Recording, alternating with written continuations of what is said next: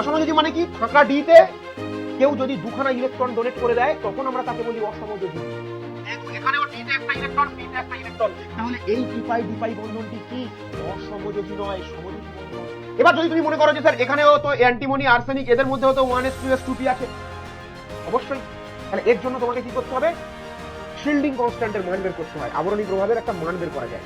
তো সে সমস্ত বিষয়ে গিয়ে লাভ নেই, বেশি জটিলতায় গিয়ে তোমরা শুধু এটুকু মনে রাখবে, আবরণী প্রভাব কম মানে কি? ওই যে শুরুতে গল্পটা বলেছিলাম, বাধা দেওয়ার ক্ষমতা কম, ওরে ডি এবং এফ এর আবরণী প্রভাব অনেক কম, ডি এবং এফ এর আবরণী প্রভাব অনেক কম। আবরণী প্রভাব যত বেশি হবে, তুমি শেষে গেছো, তুমি হচ্ছে সর্ববহিষ্ঠ কক্ষপথের ইলেকট্রন। আর তোমার আগে যারা গেছে তারা হচ্ছে সর্ববহিষ্ঠ কক্ষপথ আর অরিজিন হচ্ছে নিউক্লিয়াস। তাহলে এক্স ওয়াই জেড এই তিনটি অক্ষ বরাবর যদি পি কক্ষকগুলি থাকে তাহলে তাদের মধ্যে অ্যাঙ্গেল কত ডিগ্রি করে হবে? Hello students, welcome to physics দাদা অনলাইন প্ল্যাটফর্মে তোমাদের সকলকে স্বাগত। দেখো, আমি এর আগের ক্লাসে তোমাদেরকে গ্রুপ 15 এর বিভিন্ন মৌলের নাইট্রোজেন, ফসফরাস, আর্সেনিক, অ্যান্টিমনি এবং বিসমাথ এই মৌলগুলির ভৌত ধর্ম নিয়ে আলোচনা করেছিলাম। আজকের ক্লাসে আমি তোমাদের এই মৌলগুলির রাসায়নিক ধর্ম আলোচনা শুরু করব। তো চলো, রাসায়নিক ধর্মের আলোচনার শুরুতে আমরা কিছু বেসিক কথাবার্তা জেনে নিই। চলো, তাহলে আজ আমরা শুরু করছি কি গ্রুপ 15 কেমিক্যাল প্রপার্টি, রাসায়নিক ধর্ম, গ্রুপ 15 মৌলের রাসায়নিক ধর্ম। দেখো, রাসায়নিক সক্রিয়তার অর্ডার, রাসায়নিক সক্রিয়তা না, ফসফরাসের রাসায়নিক সক্রিয়তা সবচেয়ে বেশি। গ্রুপ 15তে যে মৌলগুলি আছে, নাইট্রোজেন, ফসফরাস, আর্সেনিক, অ্যান্টিমনি এবং বিসমাথ, এদের মধ্যে ফসফরাসের রাসায়নিক সক্রিয়তা সবচেয়ে বেশি। কেন স্যার এটা হয়? ফসফরাসে দেখো, আমি তোমাদেরকে আগের দিন পড়িয়েছিলাম, ফসফরাস P4 হিসাবে অবস্থান করে এবং এবং এই যে ফসফরাস আমরা এখানে লিখছি, এই যে ফসফরাস, বিভিন্ন ফসফরাসের বন্ধন কোণ বিভিন্ন রকম হয়, তবে এই যে ফসফরাস, একে আমি আপাতত সাদা ফসফরাসের গঠন এঁকেছি P4, এবং যে কোনো ফসফরাসের এই সাদা ফসফরাস, বিশেষ করে ফসফরাসের তিনটে রূপভেদ হয়, সাদা, কালো এবং লাল। এই সাদা ফসফরাসের যে ফসফরাস পি, এই যে বন্ধন কোণ, বন্ড অ্যাঙ্গেল, এই বন্ড অ্যাঙ্গেল হচ্ছে 60 ডিগ্রি। তাহলে এই সাদা ফসফরাসের বন্ড অ্যাঙ্গেল কত ডিগ্রি? 60 ডিগ্রি। কিন্তু কিন্তু এই ফসফরাসের বিশুদ্ধ কক্ষক বন্ধন করে। বিশুদ্ধ কক্ষক মানে কি? ফসফরাসের সাধারণ ইলেকট্রন বিন্যাস কি? 3s2 3p3, অর্থাৎ ফসফরাসের সর্ববহিষ্ঠ কক্ষপথের পি কক্ষকগুলিতে কটি করে ইলেকট্রন আছে বলো? 3টি করে ইলেকট্রন রয়েছে। এই 3খানা করে ইলেকট্রন পি কক্ষকে আছে, অর্থাৎ একটা যদি পি এক্স মনে করি, একটা যদি পি ওয়াই মনে করি, তার সাথে যদি আমি পি জেড একটাকে মনে করি, এটা হচ্ছে পি এক্স, এটাকে যদি মনে করি পি ওয়াই, এটাকে যদি মনে করি পি জেড। তাহলে তোমাদেরকে আমি ক্লাস 11-এ পড়িয়েছিলাম যে এই বিশুদ্ধ পি কক্ষক, একটা এক্স অক্ষ বরাবর পি কক্ষক থাকে, একটা ওয়াই অক্ষ বরাবর পি কক্ষক থাকে, একটা জেড অক্ষ বরাবর পি কক্ষক থাকে। তাহলে এক্স ওয়াই জেড এই তিনটি অক্ষ বরাবর যদি পি কক্ষকগুলি থাকে তাহলে তাদের মধ্যে অ্যাঙ্গেল কত ডিগ্রি করে হবে? 90 ডিগ্রি। একটা এই অক্ষ বরাবর আছে, একটা এইরকম ভাবে আছে, একটা সামনের দিকে আছে। তাহলে পি কক্ষকগুলির মধ্যে বন্ধন কোণ কত ডিগ্রি? 90 ডিগ্রি। তাহলে ফসফরাসের ক্ষেত্রে বিশুদ্ধ পি কক্ষক বন্ধন করে। ফসফরাসের ক্ষেত্রে কে বন্ধন করে? বিশুদ্ধ পি কক্ষক। আর এই বিশুদ্ধ পি কক্ষকগুলির মধ্যে বন্ধন কোণ কত ডিগ্রি? 90 ডিগ্রি। তাহলে ফসফরাসের মধ্যে বন্ড অ্যাঙ্গেল হওয়ার কথা কত ছিল? যেহেতু বিশুদ্ধ পি কক্ষক বন্ধন করছে, তাই এদের বন্ড অ্যাঙ্গেল হওয়ার কথা ছিল কত ডিগ্রি? 90 ডিগ্রি। কিন্তু বন্ড অ্যাঙ্গেল কত ডিগ্রি হয়? প্রকৃতপক্ষে দেখা গেছে বন্ড অ্যাঙ্গেল 60 ডিগ্রি। তাহলে ও চাইছে 90 ডিগ্রি হতে, যেহেতু বিশুদ্ধ পি কক্ষক বন্ধন করেছে, 90 ডিগ্রি হওয়ার কথা। একটা ফসফরাসের পি এর সাথে আরেকটা ফসফরাসের বিশুদ্ধ পি যদি বন্ধন করে, তাদের মধ্যে অ্যাঙ্গেল হয় 90 ডিগ্রি হওয়া উচিত। কিন্তু বন্ধন কোণ দেখা যাচ্ছে কত? 8 ডিগ্রি। তাহলে কত ডিগ্রি ও কম হচ্ছে? ওর হতে চাইছিল 90 ডিগ্রি, ওর যা ক্যাটাগরি, কিন্তু বন্ধন করার পরে দেখছে ভাই আমি তো যা চেয়েছিলাম তাই তো আমি পেলাম না। আমি চেয়েছিলাম 90 হওয়ার কথা ছিল আমার, কিন্তু এখন হয়ে গেছে 60 ডিগ্রি। কত ডিগ্রি কম? 30 ডিগ্রি কম। এই যে অ্যাঙ্গেলের এই যে অ্যাঙ্গেল কমে যাচ্ছে এটাকে বলা হয় কি অ্যাঙ্গেল স্ট্রেন বা কৌণিক পীড়ন। তাহলে এই ফসফরাস কি হতে চাইবে 60 ডিগ্রি থেকে বাড়িয়ে ওর 90 ডিগ্রি হতে চাইবে, কারণ ওর 90 ডিগ্রি হওয়ার জন্যই ওর অরবিটাল গুলো এমন ভাবে বন্ধন করেছে, ওর হওয়ার কথা ছিল 90 ডিগ্রি, কিন্তু হচ্ছে কত 60 ডিগ্রি। তাহলে এই ফসফরাস কি চাইবে 60 ডিগ্রিটাকে বাড়িয়ে 90 ডিগ্রি হতে চাইবে। যখনই এ 90 ডিগ্রি হতে চাইবে তখন কি হবে, যখনই এ 90 ডিগ্রি হতে চাইবে এই বন্ধনগুলো ধীরে ধীরে ভেঙে যাবে। আর বন্ধন ভেঙে গেলে কি হবে, রাসায়নিক সক্রিয়তা বাড়বে, ও বিক্রিয়া করার প্রবণতা দেখাবে বন্ধন ভাঙলেই। তো সেই জন্য ফসফরাসের রাসায়নিক সক্রিয়তা কিন্তু সবচেয়ে বেশি, ফসফরাসের রাসায়নিক সক্রিয়তা সবচেয়ে বেশি। এবার তোমরা ছোটবেলায় আগের দিন আমাকে গ্রুপে একজন প্রশ্ন করছিলে যে নাইট্রোজেন তো স্যার আমরা পড়ে এসেছি ত্রিবন্ধন আছে, দেখো একটা ফ্যাক্টরের উপরে, এই একটা ফ্যাক্টরের উপরে বন্ধন ডিপেন্ড করে না, বন্ড এনার্জি ডিপেন্ড করে না, অনেক রকম ফ্যাক্টর রয়েছে। নাইট্রোজেন হচ্ছে গ্রুপ 2 এলিমেন্ট, আমরা যদি গ্রুপ বরাবর সরি 2 নম্বর পর্যায়ের এলিমেন্ট নাইট্রোজেন, ফসফরাস, হ্যাঁ, আর্সেনিক, অ্যান্টিমনি, 2 নম্বর এলিমেন্ট, 2 নম্বর গ্রুপে যারা থাকে তাদের ক্ষেত্রে তাদের আকার যেহেতু ছোট, আমরা যখন দেখো তোমরা ছোটবেলায় পড়েছিলে শুধু নাইট্রোজেনের সাথে হাইড্রোজেনের কম্পেয়ার করেছিলে, বা নাইট্রোজেনের সাথে ফ্লুরিনের কম্পেয়ার করেছিলে, বাট এখানে নাইট্রোজেনের সাথে আমরা কার কম্পেয়ার করছি, নাইট্রোজেনের সাথে আমরা কার কার তুলনা করছি, এটা বড় কথা। তুমি ক্লাস 10-এ যখন পড়েছিলে তখন নাইট্রোজেনের সঙ্গে কার তুলনা করেছিলে, তুমি শুধু পড়েছিলে যে নাইট্রোজেন ত্রিবন্ধন, কারণ তুমি আর তখন এর বেশি এর বাইরে আর কিছু জানতে না। তোমার চোখের সামনে যে মলিকিউল গুলো ভাসতো ওই নাইট্রোজেনটাই ভাসতো। তো সেক্ষেত্রে কিন্তু তুমি নাইট্রোজেন ট্রিপল বন্ড, তখন তো তুমি লোন পেয়ার কি সেটাও জানতে না। অর্থাৎ এখন তোমাকে নাইট্রোজেনের সাথে কার কম্পেয়ার করতে হচ্ছে, কার তুলনা করছি, তার উপরে ডিপেন্ড করে নাইট্রোজেনের বন্ধন শক্তি এখানে আসবে বিষয়টি। ওই ত্রিবন্ধন করেছে মানেই যে সবসময় ওর রাসায়নিকভাবে নিষ্ক্রিয় হবে, বাকিরা সক্রিয় হবে, এরকম কোনো ব্যাপার নেই। এর সাথে আরো অনেক ফ্যাক্টর কাজ করে, কার সাথে কার তুলনা করছি সেটাও দেখতে হয়। বোঝা গেল কি বললাম? তাহলে দেখো, তাহলে সবচেয়ে সক্রিয় কে, তাহলে দেখো দেখতেই পাচ্ছ সবচেয়ে সক্রিয় কে ফসফরাস। তারপরে নাইট্রোজেনের ট্রিপল বন্ড রয়েছে, এর সক্রিয়তা সবচেয়ে কম হওয়ার কথা ছিল। তোমরা বলবে যে স্যার ওর বন্ড তো ভাঙা যায় না, রাসায়নিক বিক্রিয়া করবে কিভাবে? কিন্তু এই নাইট্রোজেনের উপরে লোন পেয়ার থাকার কারণে, এই লোন পেয়ারের রিপালশন ঘটে। এই লোন পেয়ার রিপালশন ঘটলে কি হবে, নাইট্রোজেন দুটো পিছনে সরে যাবে, বন্ড দুর্বল হবে, রাসায়নিক সক্রিয়তা কি হবে, বেশি হবে। কার থেকে?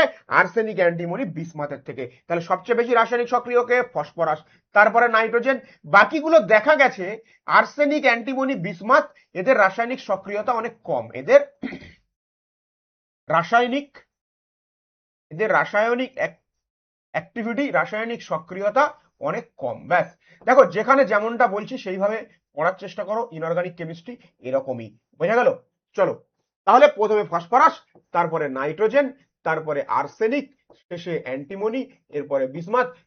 আমাদের উপরে শুধু বিশ্বাসটা রাখো আর এইভাবে পড়তে থাকো, তোমার একটাও প্রশ্ন পরীক্ষায় আটকাবে না। ইনঅর্গানিক কেমিস্ট্রিতে নিজের মধ্যে বেশি যদি কিউরিসিটি তৈরি করো, নিজের মধ্যে যদি বেশি নতুন কিছুকে আবিষ্কার নয় নতুন কিছুকে যদি তুমি এক্সট্রা কিছু ডেভেলপ করার চেষ্টা করো, যেখানে যেমনটা বলছি সেটা সেভাবে পড়ো, এর নাম ইনঅর্গানিক কেমিস্ট্রি ভাই। অর্গানিক কেমিস্ট্রিতে একটা রিয়াকশনের সাথে তুমি অন্য রিয়াকশন কম্পেয়ার করে তুমি করতে পারবে, মেকানিজম মেলাতে পারবে। ইনঅর্গানিক কেমিস্ট্রিতে অনেক ব্যতিক্রম থাকে, ঠিক যেমনটা ভাবে বলছি সেইভাবে পড়ো, পরীক্ষায় যদি একটা প্রশ্ন আটকায় তখন বলবে।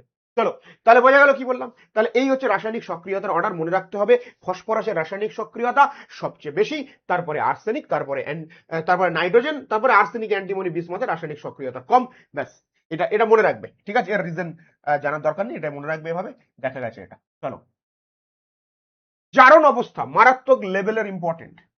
জারণ অবস্থা, এই জারণ অবস্থা পড়ানোর আগে আজকে আমি একটা ছোট্ট টপিক তোমাদেরকে বলবো, নামতার নিষ্ক্রিয় ইলেকট্রন জোড় প্রভাব, ইনার্ট পেয়ার এফেক্ট। আজ আমি তোমাদেরকে এটা পড়ানোর আগে আমি তোমাদেরকে একটা বেশ কিছু কথা বলবো, হয়তো অনেকে ভুলে গেছো, হয়তো ক্লাস 11-এ তোমরা অনেকে ভুলে গেছো, তাই নিষ্ক্রিয় ইলেকট্রন জোড় প্রভাবটা আমি তোমাদেরকে আগে এখানে বলবো। চলো, নিষ্ক্রিয় ইলেকট্রন জোড় প্রভাবের আগে আমি এখানে গ্রুপ 15 মৌলগুলির ইলেকট্রন বিন্যাস একবার জেনে নিই। নাইট্রোজেনের ইলেকট্রন বিন্যাস কি হবে ভাই? নাইট্রোজেনের ইলেকট্রন বিন্যাস হবে 1s2 1s2, নাইট্রোজেনের ইলেকট্রন বিন্যাস হবে 1s2 2s2 2p3। ফসফরাসের ইলেকট্রন বিন্যাস কি হবে ভাই? 1s2 1s2 2s2 2p6। আচ্ছা, এতগুলো লেখার দরকার নেই, আমি শুধু শেষটুকু লিখবো, আমি শুধু শেষটুকু লিখবো 2s2 2p3, রাইট? আর্সেনিকের ইলেকট্রন বিন্যাস কি? শেষেরটা হবে 3s2 3p3, আর এখানে হবে কি 3s2 3p3, আর এখানে হবে আমাদের আর্সেনিক, তারপরে অ্যান্টিমনি। চলো দাঁড়া, এখানে কি হবে অ্যান্টিমনি। আচ্ছা, আমি 2s টা দুবার লিখে দিয়েছি, এটাই ভাবছি কি হলো। এটা হবে কি ফসফরাস, 3s2 3p3, এটা হবে কি 4s2 4p3, 5s2 5p3, আর বিসমাথের ক্ষেত্রে হবে 6s2 6p। ফোরেসে যদি যেহেতু ফোরেসে আমরা ইলেকট্রন দেখতে পাচ্ছি, আমরা জানি ফোরেসের আগে 3d তে ইলেকট্রন পূর্ণ হয়, তারপরে ফোরেসে আসে। তাহলে এখানে অবশ্যই একটা 3d10 থাকবে, এখানে অবশ্যই একটা 4d10 থাকবে, এখানে অবশ্যই একটি 4f14 থাকবে, আর এখানে একটি 5d10 থাকবে। এই হলো আমার গ্রুপ 15 মৌলের ইলেকট্রন বিন্যাস। আগের দিন ক্লাসেও বলেছিলাম। নাইট্রোজেন আর ফসফরাসের সাপেক্ষে আমরা আর্সেনিক, অ্যান্টিমনি, বিসমাথে কি চেঞ্জেস লক্ষ্য করছি? আর্সেনিক, অ্যান্টিমনি, বিসমাথে কি চেঞ্জেস লক্ষ্য করছি? যে এখানে একটা 3d আছে, এখানে একটা 4d আছে, এখানে একটা 5d আছে, এখানে একটা 4f আছে। তোমরা ক্লাস 11-এ পড়েছো যে নিউক্লিয়াস আর সর্ববহিস্থ কক্ষপথের ইলেকট্রনের মাঝে আরো বিভিন্ন উপকক্ষগুলি থাকে। এস থাকে, পি থাকতে পারে, ডি থাকতে পারে, এফ থাকতে পারে, এফ থাকতে পারে। এই এস, পি, ডি, এফ এর মধ্যে মন দিয়ে শুনে নাও কি কথা আজকের বলছি।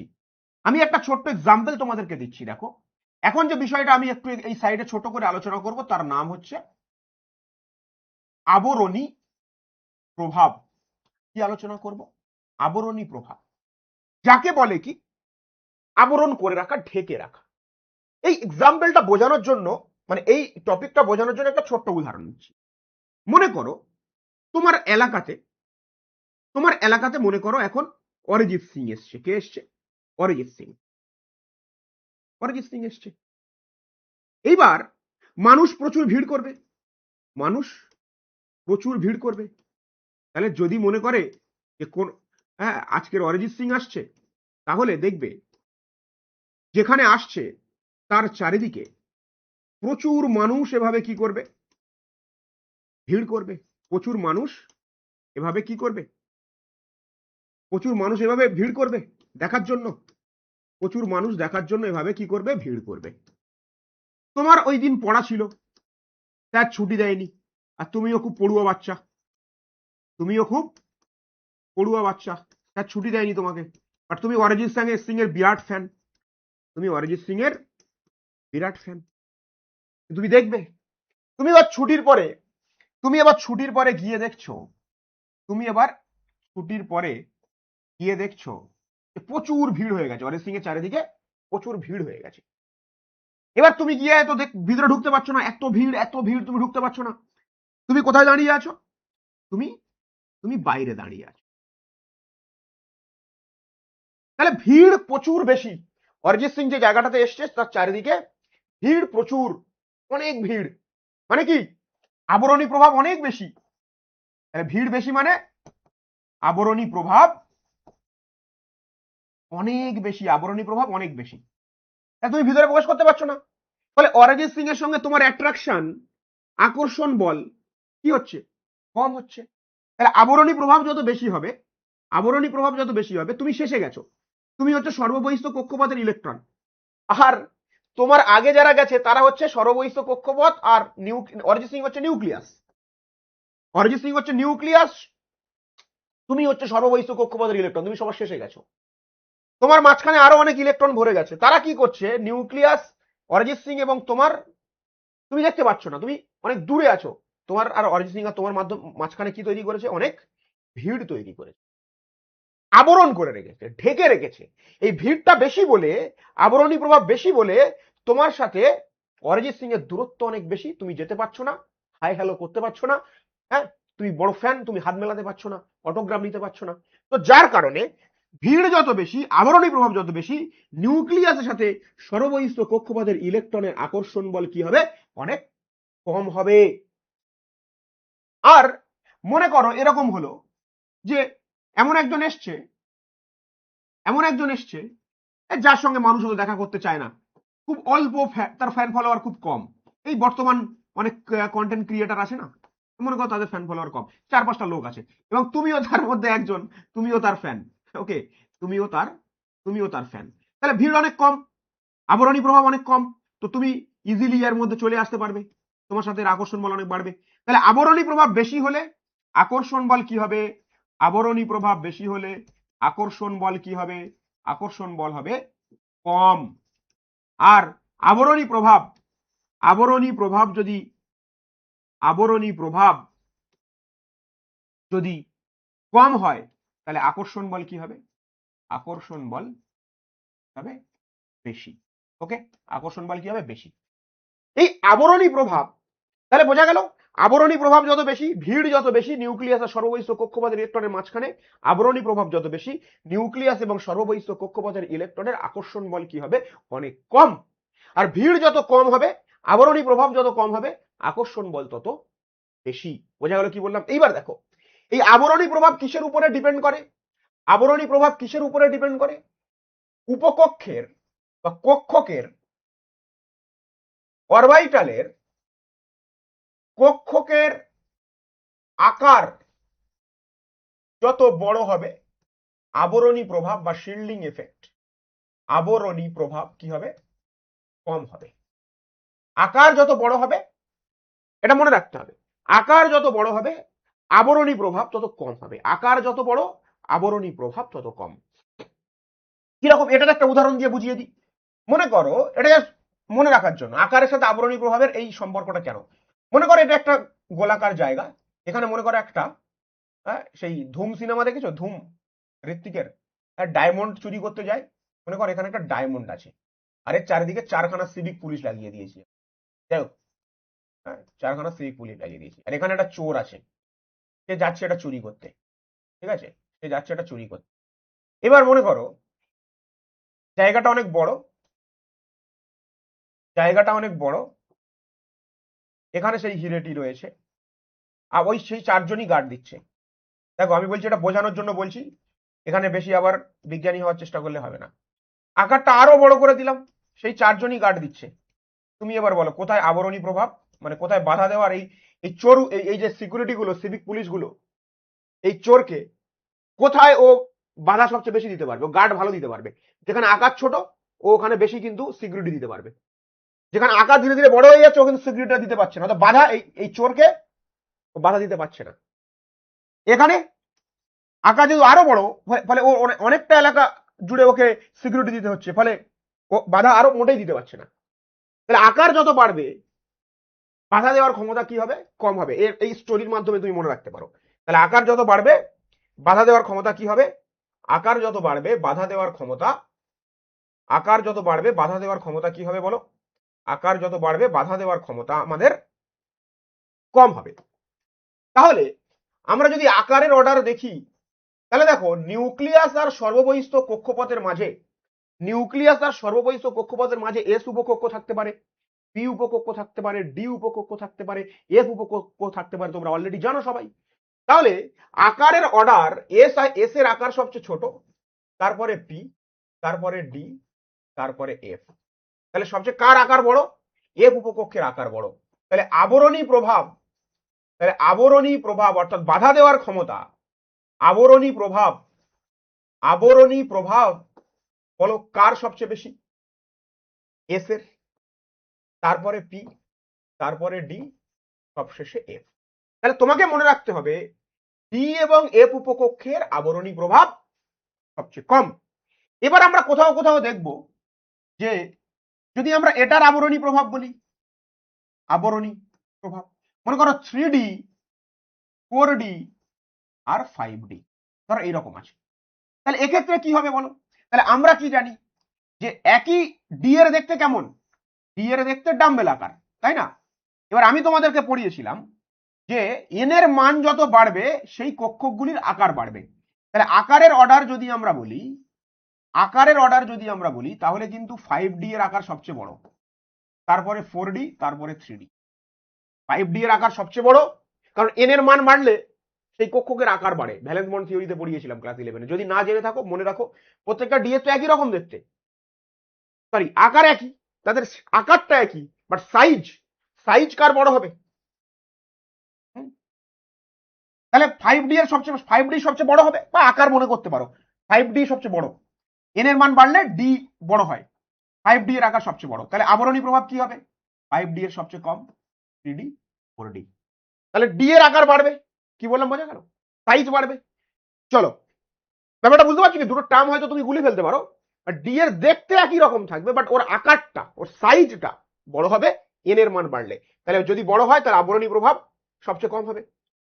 তাহলে এটা বলার আমার উদ্দেশ্যটা কি? কারণ আমরা দেখতে পাবো নাইট্রোজেন, ফসফরাস, আর্সেনিক, অ্যান্টিমনি, বিসমাথে 3D, 4D, 4F, 5D উপস্থিতি লক্ষ্য করি আমরা আর্সেনিক থেকে।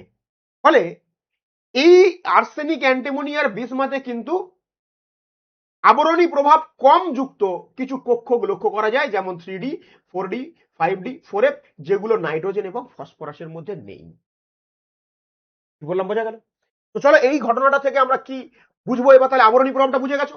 এইবার দেখো আর একটা স্লাইড আমি অ্যাড করছি। তাহলে নাইট্রোজেনের ইলেকট্রন বিন্যাস আমাদের কি ছিল? আবারও লিখছি,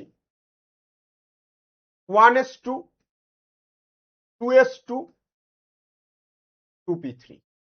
ফসফরাসের ইলেকট্রন আমাদের কি ছিল? 3s2, 3p3। আর্সেনিকের ইলেকট্রন বিন্যাস আমাদের কি ছিল? 4s2, 4p3, 3d10। Antimony 4d10, 5s2, 5p3। বিসমাথের 4f14,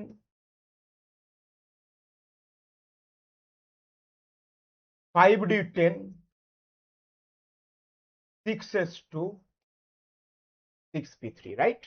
চলো, এইবার বিষয় হলো আমি দেখতে পাচ্ছি আর্সেনিক থেকে অ্যান্টিমনি, সেখান থেকে বিসমাথে 3D, 4D, 5D এর উপকক্ষ উপস্থিতি লক্ষ্য করা যাচ্ছে, যাদের আবরণী প্রভাব অনেক কম। আমি যদি বিসমাথের ক্ষেত্রে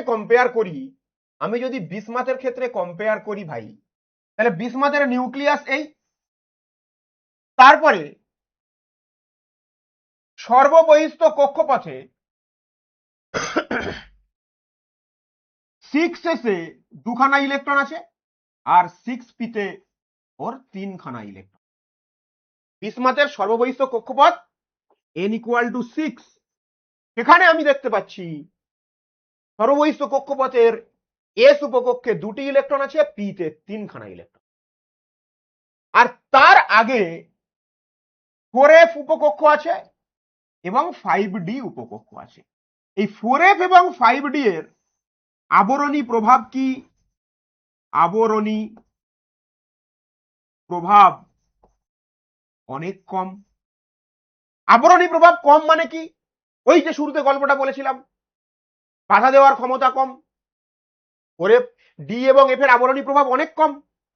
ডি এবং এফ এর আবরণী প্রভাব অনেক কম। তাহলে ডি এবং এফ এর আবরণী প্রভাব অনেক কম মানে নিউক্লিয়াস এবং সর্ববহিস্থ কক্ষপথের ইলেকট্রনের মধ্যে আকর্ষণ বল অনেক বেশি। আবরণী প্রভাব কম মানে আকর্ষণ বল অনেক বেশি।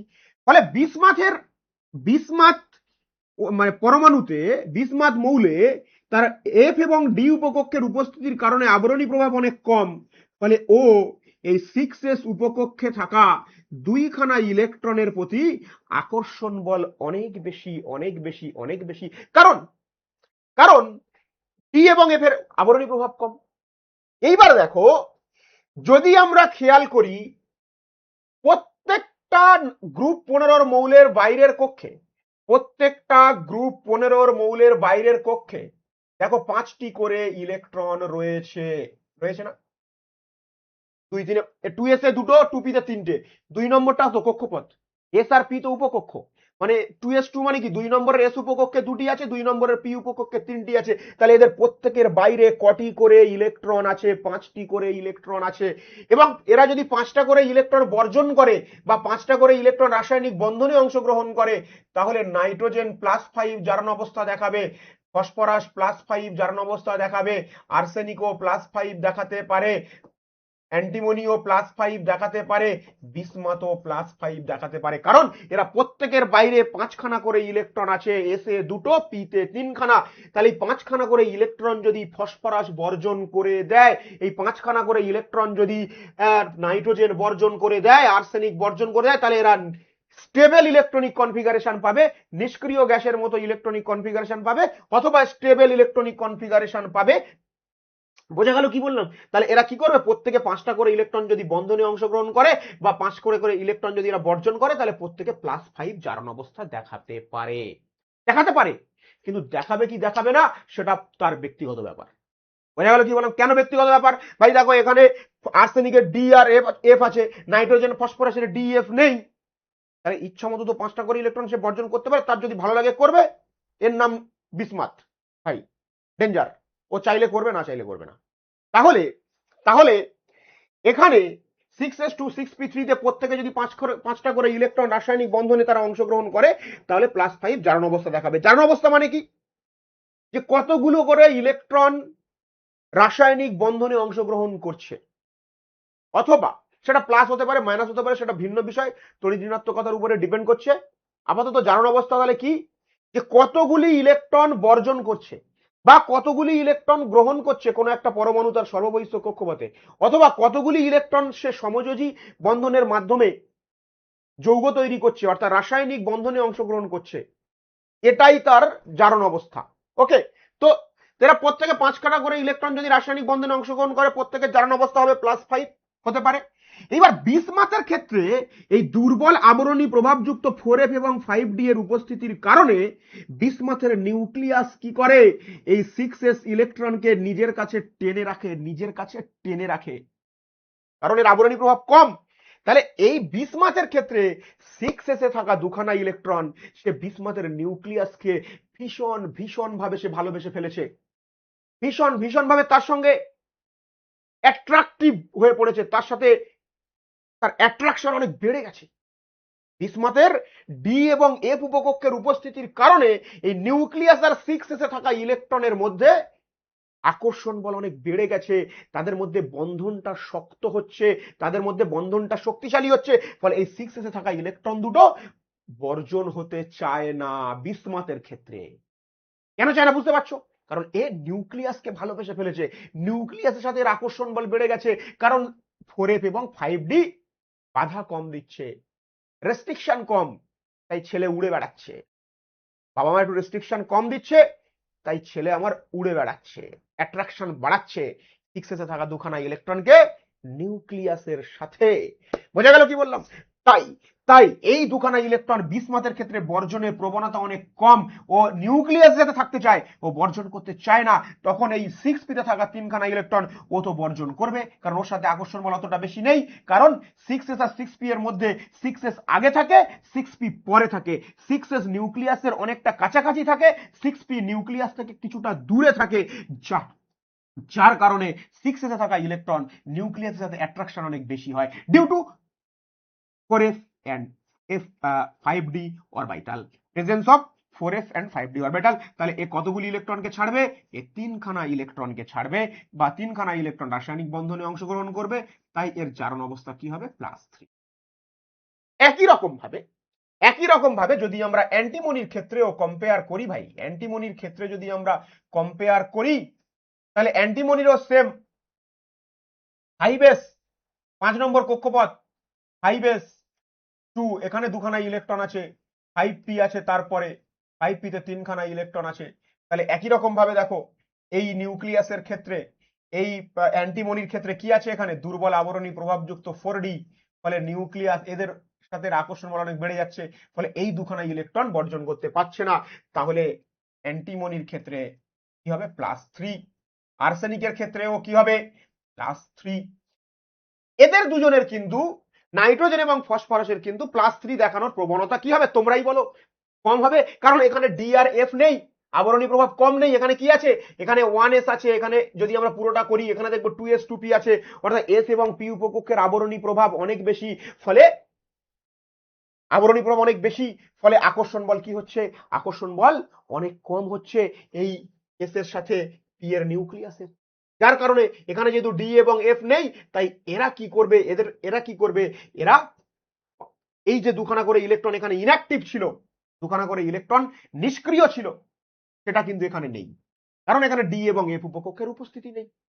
আবরণী প্রভাব কম হতে হবে, তবেই ওই এস ইলেকট্রনের সাথে নিউক্লিয়াসের আকর্ষণ বল বাড়বে। এখানে কিন্তু আবরণী প্রভাব কম নেই, এখানে আবরণী প্রভাব বেশি আছে, ডি এবং এফ উপকক্ষের উপস্থিতি নেই। যদি আমরা এখানে দেখি কে উপস্থিত আছে? এস উপকক্ষ উপস্থিত আছে। এখানেও যদি আমরা দেখি 2p থাকবে, 2p6, 2s2, এই ধরনের উপকক্ষগুলি থাকবে, যারা আবরণী প্রভাব অনেক বেশি, অনেক বেশি। বোঝা গেল কি বললাম? যার ফলে সর্বৈত কক্ষপথের ইলেকট্রনের আর নিউক্লিয়াসের মধ্যে আকর্ষণ বল কি অনেকটা কম, মানে এই এস ইলেকট্রনের সাথে।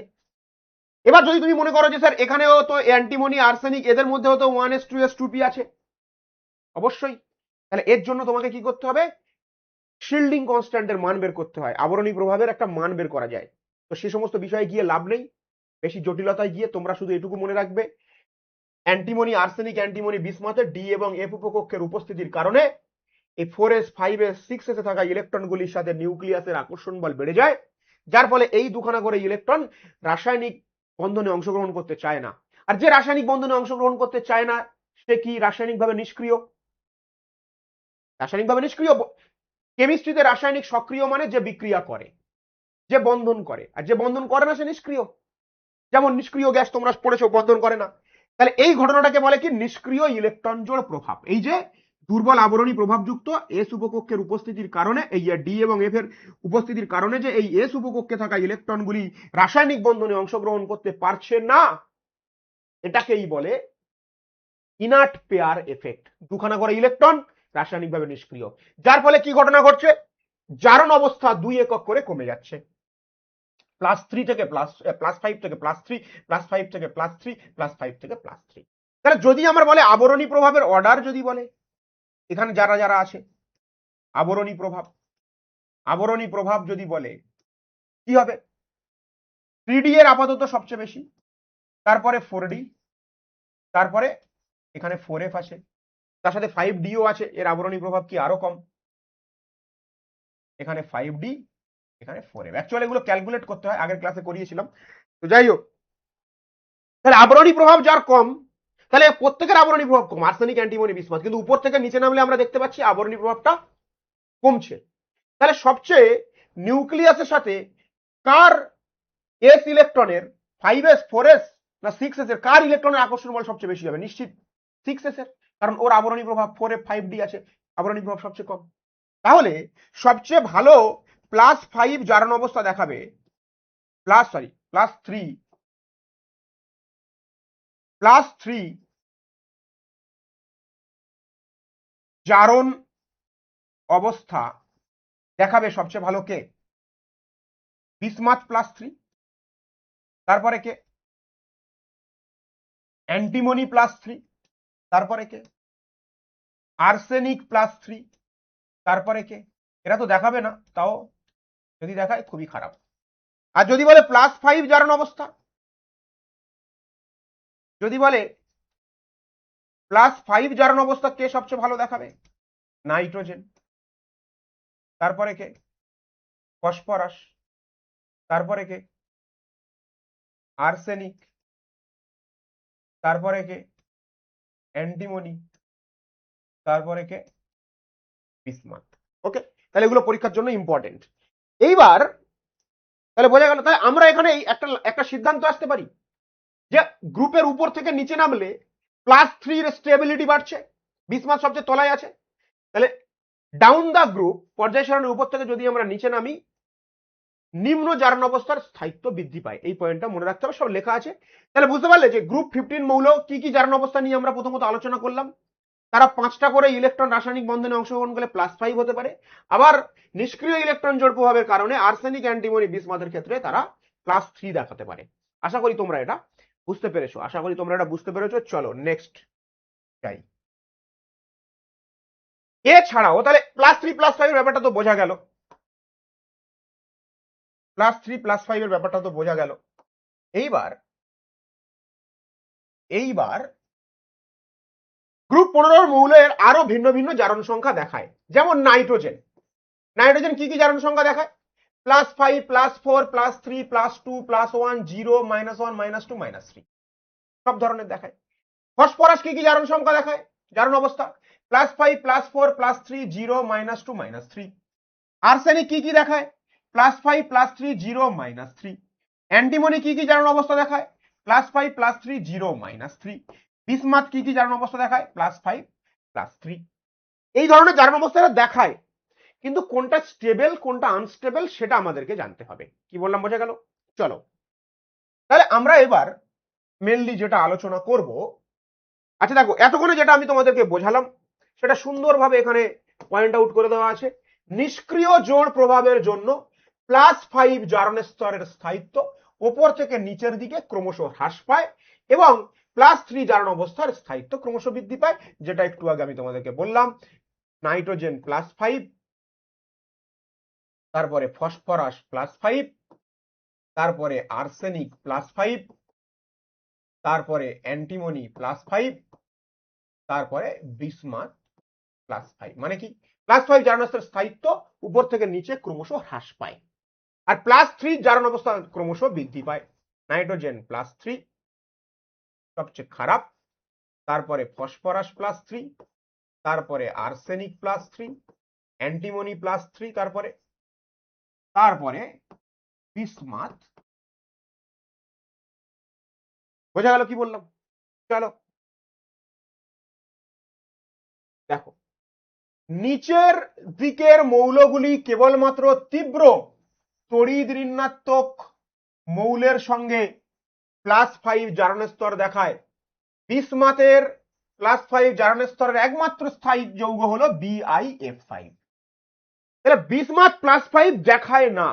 আবারও বলছি, বিসমাথ +5 দেখায় না, কিন্তু একটি মাত্র যৌগ, এক্সেপশনাল কেস, একটি মাত্র যৌগ BiF5 এই যৌগে ও +5 দেখায়। সেই জন্য জারণ অবস্থার ওখানে লেখা ছিল যে বিসমাথ +5 দেখায়।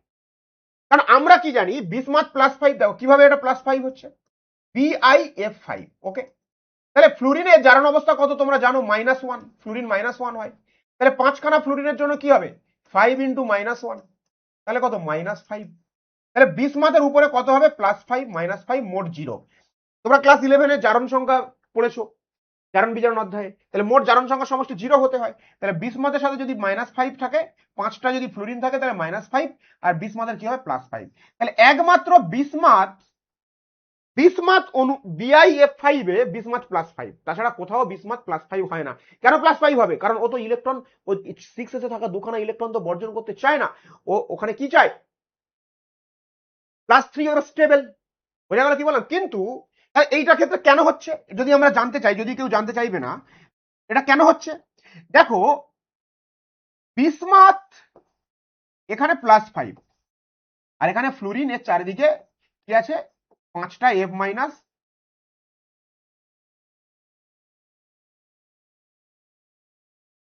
যদি এভাবে থাকে, মন দিয়ে শোনো, তাহলে বিসমাথ 6টা হয়ে গেল, তাই তো? বিসমাথের চারিদিকে মনে করো এরকম 5খানা F- আছে। বিসমাথ কি চাইবে? বিসমাথ চাইবে ও কোন রকম ভাবে, ওর +5 আছে, ও কোন রকম ভাবে 3খানা ইলেকট্রন কারোর কাছ থেকে নিয়ে, 2খানা ইলেকট্রন নিয়ে ও +3 তে হতে চাইবে।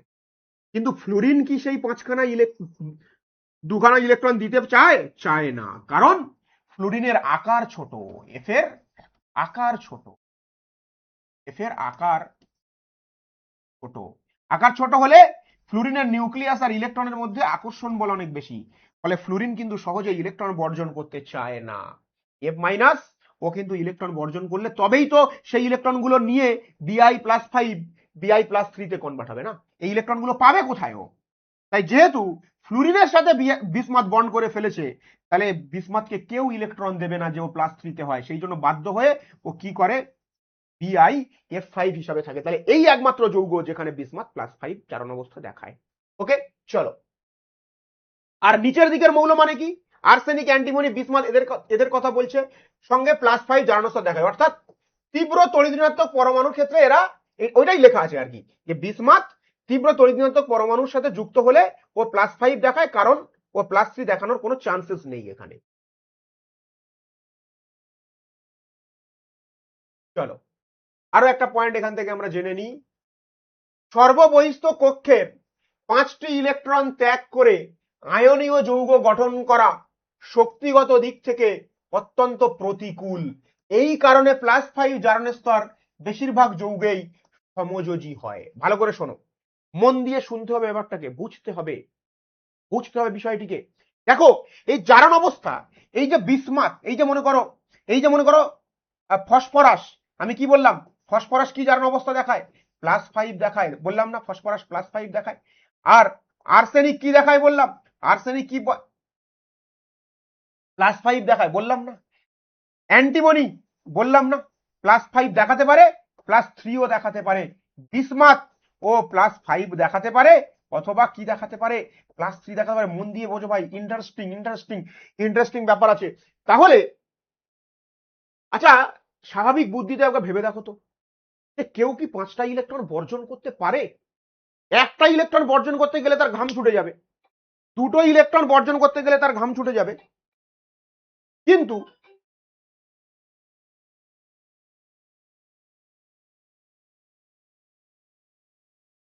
একটা ইলেকট্রন বর্জন করতে গেলে ঘাম ছুটে যাবে, 5টা তো অনেক দূরের কথা। 1 মিনিট।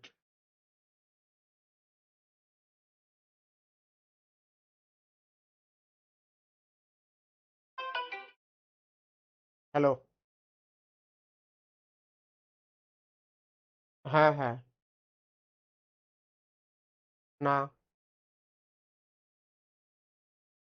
না, আমি তো ঘরে আছি, ক্লাস করছি।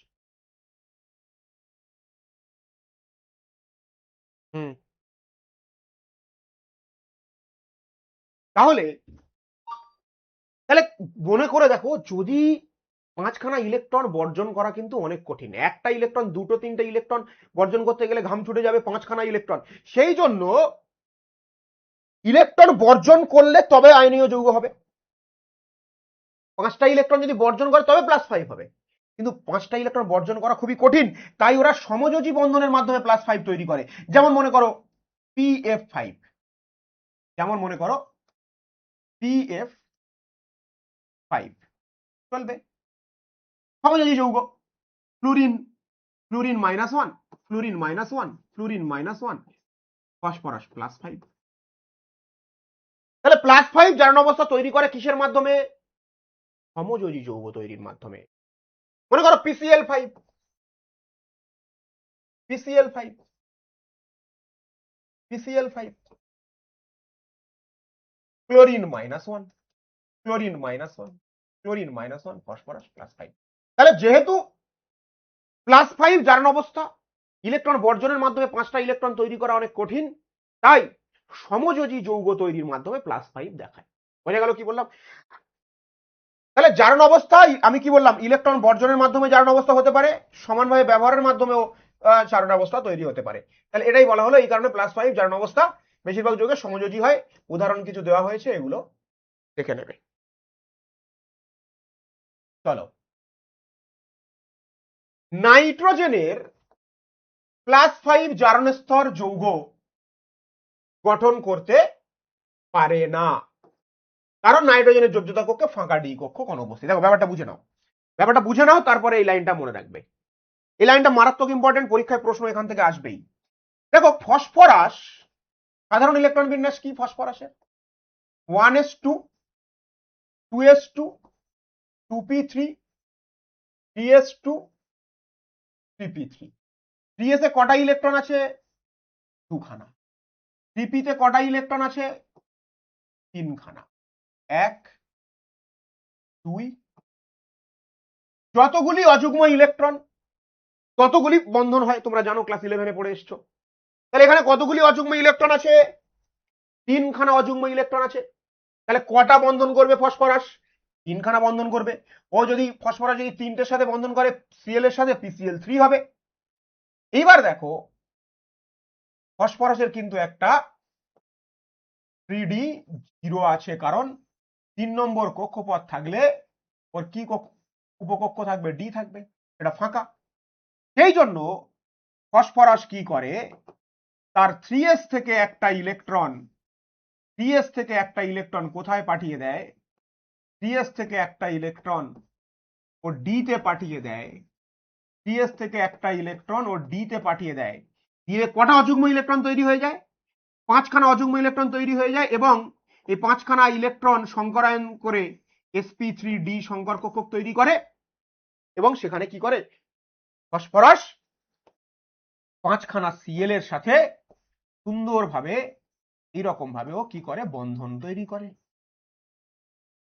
যেহেতু ফসফরাসের এই ফাঁকা ডি কক্ষকটি ছিল, ফসফরাস সৌভাগ্যবান, ফসফরাস সৌভাগ্যবান, লাকি, কারণ ওর একটা ফাঁকা ডি কক্ষক ছিল, তাই ও ওর বন্ধনকে বাড়াতে পেরেছে, 5খানা বন্ড করতে পারছে 3টের জায়গায়। বোঝা গেল কি বললাম?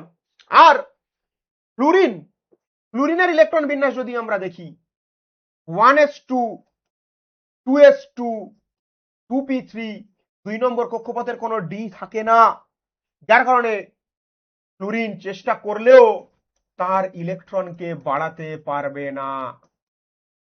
ফ্লুরিন তার ইলেকট্রনকে 3টে অযুগ্ম ইলেকট্রন থেকে 5খানা অযুগ্ম ইলেকট্রন করতে পারবে না, কারণ যতগুলো অযুগ্ম ইলেকট্রন ততগুলি বন্ড, যতগুলি অযুগ্ম ইলেকট্রন ততগুলি বন্ড। তাহলে ফ্লুরিন চাইলেও সে বন্ড বানাতে পারবে না।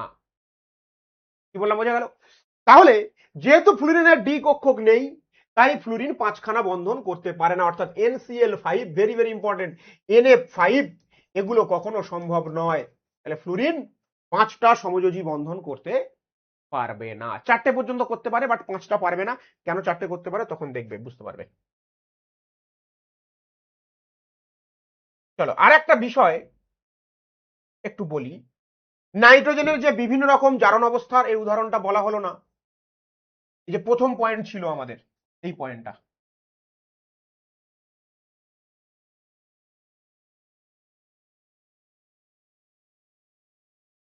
এই যে পয়েন্টটা ছিল আমাদের,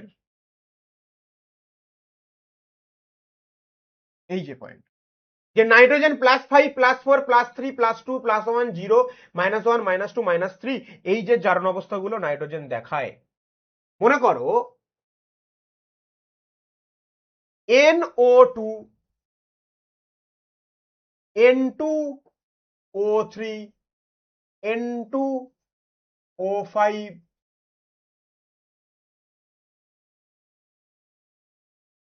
NH4+। দেখো জারণ অবস্থা নির্ণয়ের সূত্র কি ছিল? তোমাদের ক্লাস 11-এ তোমরা পড়েছো জারণ বিজারণ অধ্যায়ে, যেখানে নাইট্রোজেনের জারণ অবস্থা কত ধরে নিচ্ছি x, একটা অক্সিজেনের জারণ অবস্থা কত? -2 × 2 = 0, তাহলে x - 4 = 0, তাহলে x = কি? +4, তাহলে এখানে নাইট্রোজেনের জারণ অবস্থা কত? +4। এখানে একটা নাইট্রোজেনের জারণ অবস্থা x, তাহলে দুটো নাইট্রোজেনের 2x প্লাস 3 × -2 = 0, তাহলে 2x - 6 = 0, 2x = কত? +6, x = কত? +3, তাহলে এখানে নাইট্রোজেনের জারণ অবস্থা কত? +3। N2O5 এ যদি আমরা দেখি 2x - 10 = 0, এখানে x = কত? +5। মনে করো NH4+, তাহলে নাইট্রোজেনের জারণ অবস্থা x, 4টে হাইড্রোজেন আছে, 4 × 1 = +1, তাহলে x + 4 = +1, তাহলে x = কত? -3, এখানে নাইট্রোজেনের জারণ অবস্থা কত? -3। তাহলে নাইট্রোজেন ভিন্ন ভিন্ন জারণ অবস্থা শো করে। মনে করো এটা NH2 হাইড্রাজিন, তাহলে দুটো নাইট্রোজেনের কত? 2x, 4টে হাইড্রোজেনের 4 = 0, 2x = +4, এক্স ইকুয়াল টু কত -2। তাহলে নাইট্রোজেন আমাদের বিভিন্ন ধরনের জারণ অবস্থা দেখায়, +4 +3 +5 -3 -2 বিভিন্ন ধরনের জারণ অবস্থা দেখায়, +4 +3 -1 -2 এবং জিরো দেখায়। কোথায় জিরো দেখায়? N2 মৌলিক অণুর জারণ অবস্থা 0 তোমরা দেখেছিলে। N2 অণুতে নাইট্রোজেনের জারণ অবস্থা কি? 0। তাহলে নাইট্রোজেন বিভিন্ন ধরনের জারণ অবস্থা প্রদর্শন করে। নাইট্রোজেন বিভিন্ন ধরনের জারণ অবস্থা প্রদর্শন করে। চলো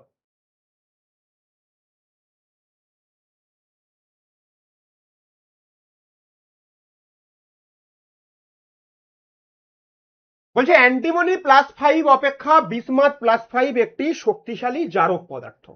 অ্যান্টিমনি +5 অপেক্ষা বিসমাথ +5 একটি শক্তিশালী জারক পদার্থ। বোঝা গেল কি বললাম? কিন্তু কেন? দেখো, জারক পদার্থ মানে মন দিয়ে শুনে নাও। মনে করো একটা উদাহরণ প্রথমে দিই, NaCl। ওকে, Na কি করে? ইলেকট্রন বর্জন করে Na প্লাসে কনভার্ট হয়। Cl কি করে? একটা ইলেকট্রন গ্রহণ করে Cl মাইনাসে হয়। তাহলে যে রাসায়নিক বিক্রিয়ায় ইলেকট্রন বর্জন হয়, যে রাসায়নিক বিক্রিয়ায় ইলেকট্রন বর্জন হয় তাকে আমরা কি বলি? জারণ বিক্রিয়া। যে রাসায়নিক বিক্রিয়ায় ইলেকট্রন গ্রহণ হয় তাকে বলে বিজারণ বিক্রিয়া। যে রাসায়নিক বিক্রিয়ায় ইলেকট্রন বর্জন হয় তাকে বলে জারণ বিক্রিয়া। যে রাসায়নিক বিক্রিয়ায় ইলেকট্রন গ্রহণ হয় সেই রাসায়নিক বিক্রিয়াকে বলে বিজারণ। এই বিজারণে সাহায্য করছে কে ভাই? বিজারণে সাহায্য করছে কে? সোডিয়াম হেল্প করছে। সোডিয়াম সাহায্য করছে কি করছে না? কি করে সাহায্য করছে? কারণ সোডিয়াম যদি ইলেকট্রন বর্জন না করত, ক্লোরিন কিন্তু ইলেকট্রন গ্রহণ করতে পারতো না। সোডিয়াম যদি ইলেকট্রন বর্জন না করত, ক্লোরিন কি ইলেকট্রন গ্রহণ করতে পারত? সোডিয়াম ইলেকট্রন বর্জন করেছে বলেই তো ক্লোরিন ইলেকট্রন গ্রহণ করে সে বিজারণ বিক্রিয়া ঘটিয়েছে। তাহলে বিজারণে সাহায্য করলো কে? বিজারণে সাহায্য করলো কে? সোডিয়াম। কিসের মাধ্যমে সাহায্য করলো? ইলেকট্রন বর্জনের মাধ্যমে। তাহলে যে ইলেকট্রন বর্জন করবে সে হলো বিজারক, এবং ইলেকট্রন বর্জনের পরে ও যে রাসায়নিক বিক্রিয়া ঘটাবে সেটা জারণ। আর যে ইলেকট্রন গ্রহণ করলো সে হলো জারক পদার্থ বা জারক দ্রব্য।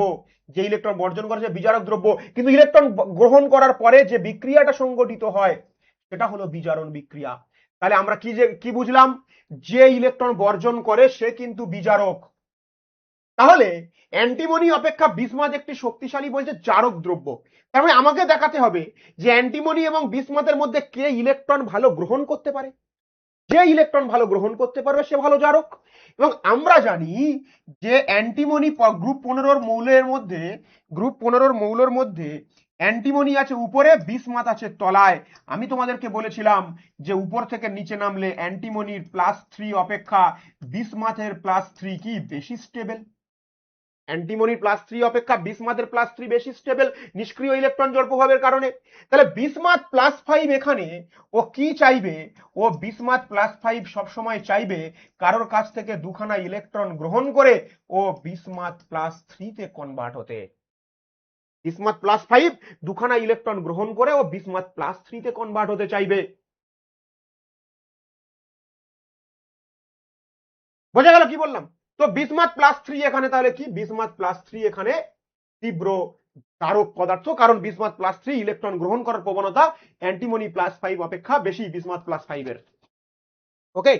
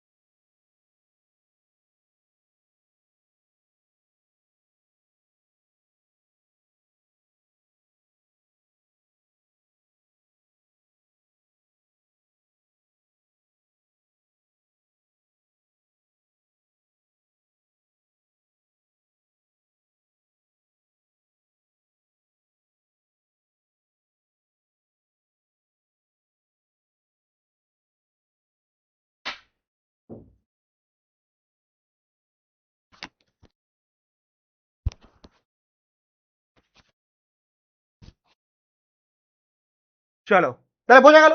তাহলে বিসমাথ সবসময় কি চাইবে, +3 যেতে চাইবে, দুখানা ইলেকট্রন গ্রহণ করে। তাই যে ইলেকট্রন গ্রহণ করে সে কি, সে হচ্ছে জারক পদার্থ। যে ইলেকট্রন গ্রহণ করে সে হলো জারক পদার্থ। চলো নেক্সট, ঋণাত্মক জারণ অবস্থা দেখলাম, ইলেকট্রন যদি গ্রহণ করে নাইট্রোজেনের -3 হতে পারে। তাহলে এরা প্রত্যেকে আবার বাইরে 5খানা করে ইলেকট্রন, তাহলে এরা 3খানা করে ইলেকট্রন গ্রহণ করে N-3 দেখাতে পারে, ফসফরাস -3 দেখাতে পারে, আর্সেনিক -3 দেখাতে পারে, অ্যান্টিমনি -3 দেখাতে পারে, বিসমাথ -3, যদি 3খানা করে ইলেকট্রন গ্রহণ করে। এবার এদের এদের স্টেবিলিটি, যদি বলে এদের স্টেবিলিটি, স্থায়িত্ব, ঋণাত্মক জারণ অবস্থা, তাহলে N-3 এর স্টেবিলিটি সবচেয়ে বেশি, তারপরে P-3, তারপরে AS-3, তারপরে অ্যান্টিমনি -3, তারপরে বিসমাথ -3। তাহলে এই স্টেবিলিটি এইভাবে কমে গেল কেন? দেখো আমরা জানি গ্রুপের উপর থেকে নিচে নামলে মেটালিক ক্যারেক্টার ধাতব ধর্ম, নাইট্রোজেন সবচেয়ে ভালো অধাতু, ধাতব ধর্ম কার সবচেয়ে বেশি, ফসফরাস, আর্সেনিক, অ্যান্টিমনি, বিসমাথ। তাহলে বিসমাথের ধাতব ধর্ম যদি সবচেয়ে বেশি হয়, তাহলে বিসমাথ কি চাইবে, প্লাস দেখাতে চাইবে। তাহলে ধাতুর উপরে কখনো নেগেটিভ চার্জ থাকতে পারে? ধাতু তো পজিটিভ। তাহলে যেহেতু গ্রুপের উপর থেকে নিচে নামলে মেটালিক ক্যারেক্টার বা ধাতব চরিত্র বাড়ছে, তাই ধাতুর ক্ষেত্রে কি হবে, মাইনাস তো চার্জ হবেই না, ধাতুর উপরে তো পজিটিভ চার্জ থাকে। যেহেতু উপর থেকে নিচে নামলে ধাতব ক্যারেক্টার বাড়ছে, মেটালিক ক্যারেক্টার বাড়ছে, ও ধনাত্মক চরিত্রের দিকে যাচ্ছে, তাই ওর স্টেবিলিটি, ওর উপরে নেগেটিভ চার্জ থাকতে পারবে না। চলো এখানে আরো একটা পয়েন্ট রাখা হয়েছে, এটা পড়ে নেবে একবার। PF5 PCl5 গঠিত হলেও PH5 এর অস্তিত্ব নেই। দেখো সবসময় অণু তৈরি হবে, যত অণু তুমি দেখবে একটা তড়িৎ ধনাত্মক একটা তড়িৎ ঋণাত্মক থাকে সাধারণত। তাহলে ফসফরাসের সাথে যদি কেউ বন্ধন করতে আসে, ফসফরাস অপেক্ষা তড়িৎ ঋণাত্মকতা কম হতে হবে। হাইড্রোজেন এবং ফসফরাসের তড়িৎ ঋণাত্মকতা উভয়েরই প্রায় সমান, যার কারণে এই বন্ধনটা হয় না। দেখো ফসফরাস শুধু তীব্র তড়িৎ ঋণাত্মক মৌলের সঙ্গে যুক্ত হয়ে 5 সমযোজ্যতা প্রদর্শন করে। তীব্র তড়িৎ ঋণাত্মক মৌলের অভাবে ফসফরাস পরমাণুতে উপস্থিত ডি কক্ষকের শক্তি কমে যায়, ফলে সেটি বন্ধন গঠনে অংশগ্রহণ করতে পারে না। তাহলে এনার্জি কমে গেলে ও আর বন্ধন করতে পারে না। যেহেতু ফসফরাসের চারিদিকে ডি কক্ষক আছে, ফাঁকা ডি কক্ষক আছে, 5 বন্ধনও করতে পারে, 5খানা অযুগ্ম ইলেকট্রন আছে, কিন্তু ওর সঙ্গে যে বন্ধন করবে এমন তড়িৎ ঋণাত্মক পরমাণু না হলে ও বন্ধন করবে না। কারণ তড়িৎ ঋণাত্মক পরমাণু আসলে ও বন্ধন তো করবেই এবং এনার্জি বেড়ে যায়। যেহেতু তড়িৎ ঋণাত্মক পরমাণু, ওই এখানে হাইড্রোজেন তড়িৎ ঋণাত্মক নয়, এরকম ভাবে মনে রাখবে, হাইড্রোজেন যেহেতু তড়িৎ ঋণাত্মক মৌল নয়, তাই এটি ফসফরাসের উপস্থিতিতে 3D কক্ষকের শক্তি কমিয়ে দেয়, যার ফলে এটি বন্ধনে অংশগ্রহণ করতে পারে না। তাই পিএইচ এর কোনো অস্তিত্ব নেই। মূল কথা হলো ইলেকট্রোনেগেটিভিটি, ফসফরাসের ইলেকট্রোনেগেটিভিটি অপেক্ষা হাইড্রোজেন ইলেকট্রোনেগেটিভিটি প্রায় সমান, যার কারণে এখানে বন্ধন করতে পারে না। ব্যাস এটুকুই। শক্তির ব্যাপারটা স্কিপ করে যায়, এখন অনেক কথা বলতে হবে সেক্ষেত্রে। চলো পাই বন্ধন গঠন, ইম্পর্টেন্ট টপিক। দেখো নাইট্রোজেন গ্রুপ 15 মৌলগুলির মধ্যে নাইট্রোজেনের ইলেকট্রন বিন্যাস কি, 1s2 2s2 2p3। তাহলে নাইট্রোজেনের এই পিতে থাকা অযুগ্ম ইলেকট্রনগুলি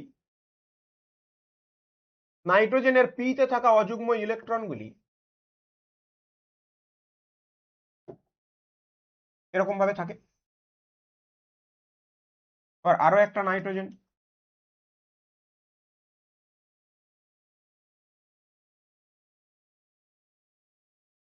এরকম ভাবে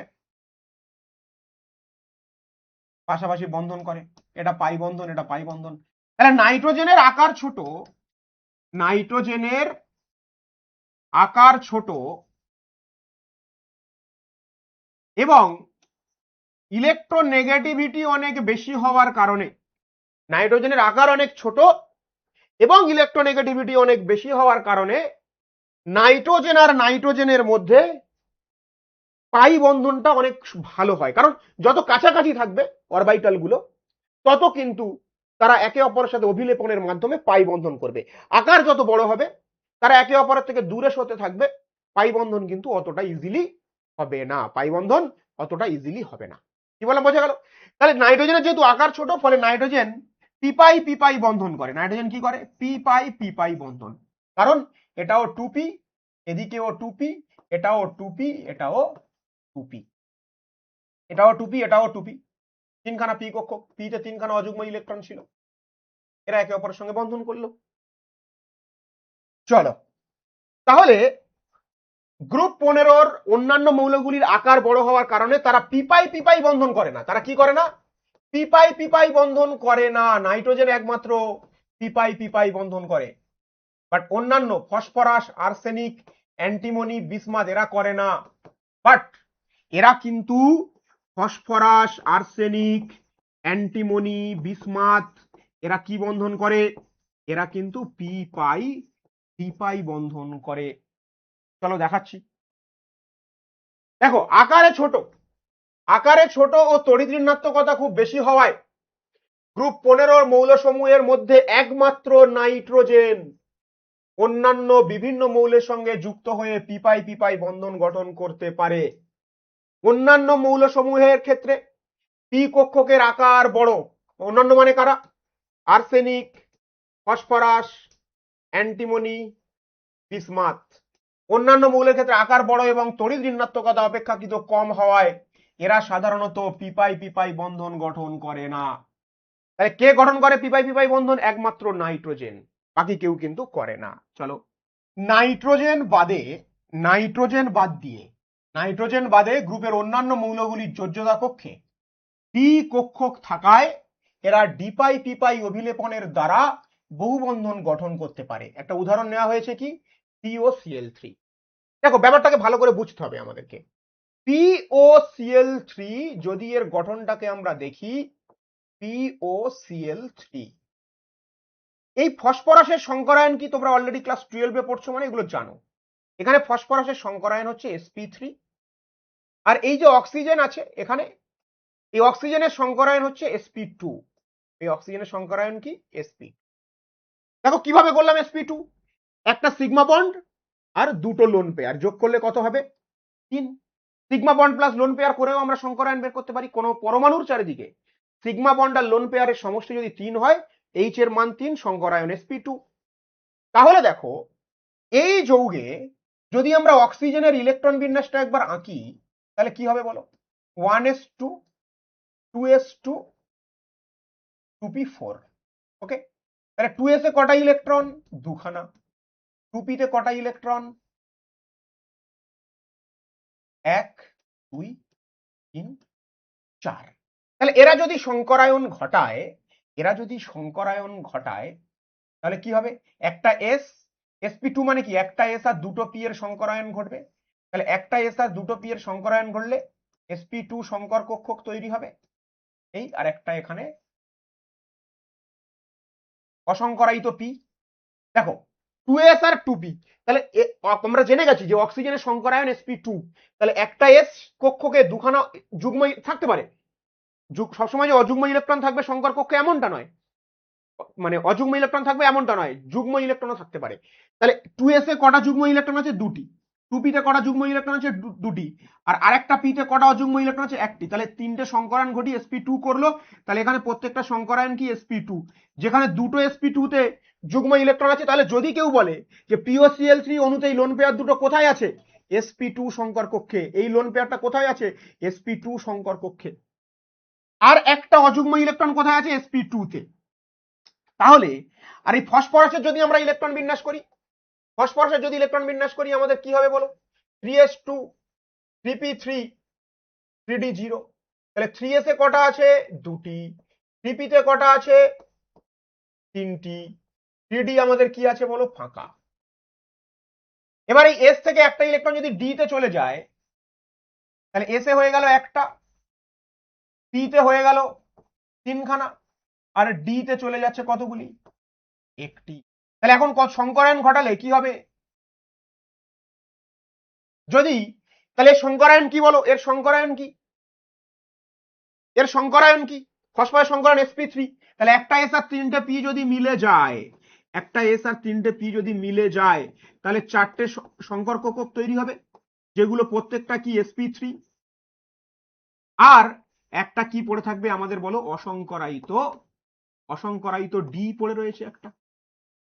এইবার দেখো ফসফরাসের সাথে, ফসফরাসের সাথে তিনখানা সিএল ধরে নাও, এইভাবে করলে ব্যাপারটা তবে ভালো বোঝা যাবে। ফসফরাসের সাথে তিনখানা সিএল এইভাবে বন্ড করেছে, আর তিনটে sp3 সংকর কক্ষকের সাথে তিনখানা সিএল বন্ড করেছে, আর একটা sp3 সংকর কক্ষকের সাথে অক্সিজেনের একটা sp2 সংকর কক্ষক বন্ড করেছে। ব্যাপারটা বোঝা গেল কি গেল না? আর এখনো কিন্তু অক্সিজেনের উপরে আরো একটি অযুগ্ম ইলেকট্রন রয়েছে বিশুদ্ধ পি কক্ষকে। আর এই বন্ডটা হয়েছে কি sp2 এর সাথে sp3, অক্সিজেনের sp2 আর ফসফরাসের sp3 এর সাথে। sp3 তে একটা অযুগ্ম ইলেকট্রন সে বন্ড করেছে, তিনখানা sp3 এর ইলেকট্রন ক্লোরিনের সাথে বন্ড করেছে, একটা sp3 এর ইলেকট্রন একটা অক্সিজেনের sp2 এর সাথে সমযোজী বন্ধন করেছে। এইবার এই যে ফসফরাস, ফসফরাসে কি আছে? ফসফরাসে রয়েছে আমাদের কিন্তু দেখো একটা ডি কক্ষক। ফসফরাসে কি আছে? ফাঁকা নয় কিন্তু, সবসময় আমরা মনে করি যে ডি ফাঁকা থাকবে, এমনটা নয়। ফসফরাসের ডি তে কিন্তু একটা ইলেকট্রন আছে, আর অক্সিজেনের এখনো দেখো পি তে একটা ইলেকট্রন রয়েছে। অক্সিজেনের মোট দুটো অযুগ্ম ইলেকট্রন, একটা ছিল sp2 তে, সেটা সিগমা বন্ড করেছে, আর যেটা পি তে রয়েছে সেটা কি করেছে, এখানে এটা পাই বন্ধন করেছে। তাহলে কি বন্ধন হলো এটা? ডি পাই পি পাই, যেখানে প্রত্যেকটাতে একটা করে অযুগ্ম ইলেকট্রন ছিল। তাহলে অক্সিজেন আর ফসফরাসের ডবল বন্ডের মধ্যে কি হলো? পি পাই পি পাই বন্ধন। এবং এই পি পাই ডি পাই বন্ধনটা হচ্ছে সমযোজী, অসমযোজী নয়। অসমযোজী মানে কি? ফাঁকা ডি তে কেউ যদি দুখানা ইলেকট্রন ডোনেট করে দেয় তখন আমরা তাকে বলি অসমযোজী। যেহেতু এখানেও ডি তে একটা ইলেকট্রন, পি তে একটা ইলেকট্রন, তাহলে এই পি পাই ডি পাই বন্ধনটি কি? অসমযোজী নয়, সমযোজী বন্ধন। আমরা সবসময় মনে করি যে পি পাই ডি পাই বন্ধন মানেই পি থেকে ইলেকট্রন ডি তে চলে যাবে, এটা হলো কি? অসমযোজী। দুখানা ইলেকট্রন যদি ডি তে যায়, অসমযোজী পি পাই ডি পাই। আর যদি ডি তেও একটা অযুগ্ম ইলেকট্রন, পি তেও একটা অযুগ্ম ইলেকট্রন, দুজন যদি শেয়ারের মাধ্যমে পাই বন্ধন করে, তখন আমরা তাকে কি বলবো? পি পাই ডি পাই সমযোজী বন্ধন। তাহলে POCl3 অণুতে পি ডবল বন্ড ও, এখানে কি আছে? পি পাই ডি পাই সমযোজী বন্ধন। বুঝতে হবে ভাই, বুঝতে হবে, কনসেপ্টকে বুঝতে হবে, কনসেপ্টকে বুঝতে হবে। তাহলে পি পাই ডি পাই বন্ধন এখানে, তাহলে নাইট্রোজেন একমাত্র পি পাই পি পাই বন্ধন করে, বাকি সবাই কি করে? পি পাই ডি পাই বন্ধন করে, বাকি সবাই পি পাই ডি পাই বন্ধন করে। চলো, অসামঞ্জস বিক্রিয়া। দেখা গেছে যে HNO2 কে উত্তপ্ত করলে, হিট দিলে উৎপন্ন হয় HNO3, তার সাথে উৎপন্ন হয় NO, আর তার সাথে জল। এখানে নাইট্রোজেনের জারণ অবস্থা +5, এখানে নাইট্রোজেনের জারণ অবস্থা +2, এখানে নাইট্রোজেন +3। অসামঞ্জস বিক্রিয়া আমরা কাদেরকে বলি? অসামঞ্জস বিক্রিয়া আমরা কাদেরকে বলি?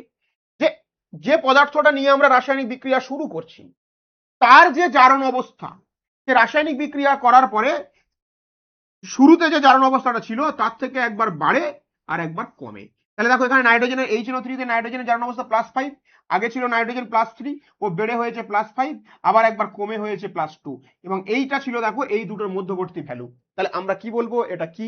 এটি একটি অসামঞ্জস বিক্রিয়া। তাহলে +1 থেকে +4 পর্যন্ত নাইট্রোজেনের সমস্ত জারণ স্তর আম্লিক মাধ্যমে অসামঞ্জস বিক্রিয়া বা ডিসপ্রপোর্শনেশন রিঅ্যাকশন দেখায়। এখানেও তাই। ফসফরাস -3 থেকে +5 এর মধ্যবর্তী ফসফরাসের সমস্ত জারণ অবস্থা আম্লিক ও ক্ষারীয় উভয় মাধ্যমেই অসামঞ্জস বিক্রিয়া দেখায়। দেখো ফসফরাস ছিল +1, এখানে হয়েছে +3, -3। দেখো +3 আর -3 মধ্যবর্তী মান হচ্ছে +1। তো এটা মনে রাখবে, একটু দেখে রাখবে। চলো, এইবার আমরা যেটা আলোচনা করব, হাইড্রাইড। আমরা কি আলোচনা করতে চলেছি? হাইড্রাইড, অর্থাৎ গ্রুপ 15 এর হাইড্রাইড। গ্রুপ 15 হাইড্রাইড মানে কি? গ্রুপ 15তে কারা কারা আছে বলো আমাদের কাছে? নাইট্রোজেন আছে, আর্সেনিক আছে, সরি নাইট্রোজেন আছে, ফসফরাস আছে, আর্সেনিক আছে, অ্যান্টিমনি আছে, বিসমাথ আছে। আছে না নেই? আছে। তাহলে এই নাইট্রোজেন, ফসফরাস, আর্সেনিক, অ্যান্টিমনি এবং বিসমাথ এরা যদি হাইড্রোজেনের সাথে যুক্ত হয়ে যে যৌগ তৈরি করে তাদেরকে আমরা হাইড্রাইড বলি। গ্রুপ 15 মৌলগুলি হাইড্রোজেনের সাথে যুক্ত হয়ে যে যৌগ গঠন করে তাদেরকে আমরা হাইড্রাইড বলি। যেমন নাইট্রোজেনের সাথে যদি হাইড্রোজেন যুক্ত হয় কি হবে? অ্যামোনিয়া। ফসফরাসের সাথে যদি হাইড্রোজেন যুক্ত হয় ফসফিন। আর্সেনিকের সাথে যদি হাইড্রোজেন যুক্ত হয় আর্সাইন। অ্যান্টিমনির সাথে যদি হাইড্রোজেন যুক্ত হয় তাকে বলে স্টিবাইন। বিসমাথের সাথে যদি হাইড্রোজেন যুক্ত হয় তাকে বলে বিসমুথাইন। নাইট্রোজেনের দেখতে কেমন?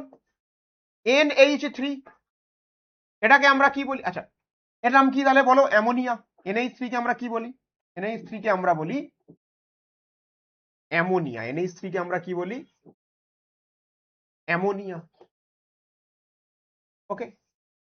PH3 কে আমরা কি বলি? ফসফিন। ASH3 এর নাম কি? আর্সাইন। আর্সাইন। SbH3 এর নাম কি? স্টিবাইন। BiH3 এর নাম কি? বিসমুথাইন। তাহলে এগুলোকে আমরা কি বলি?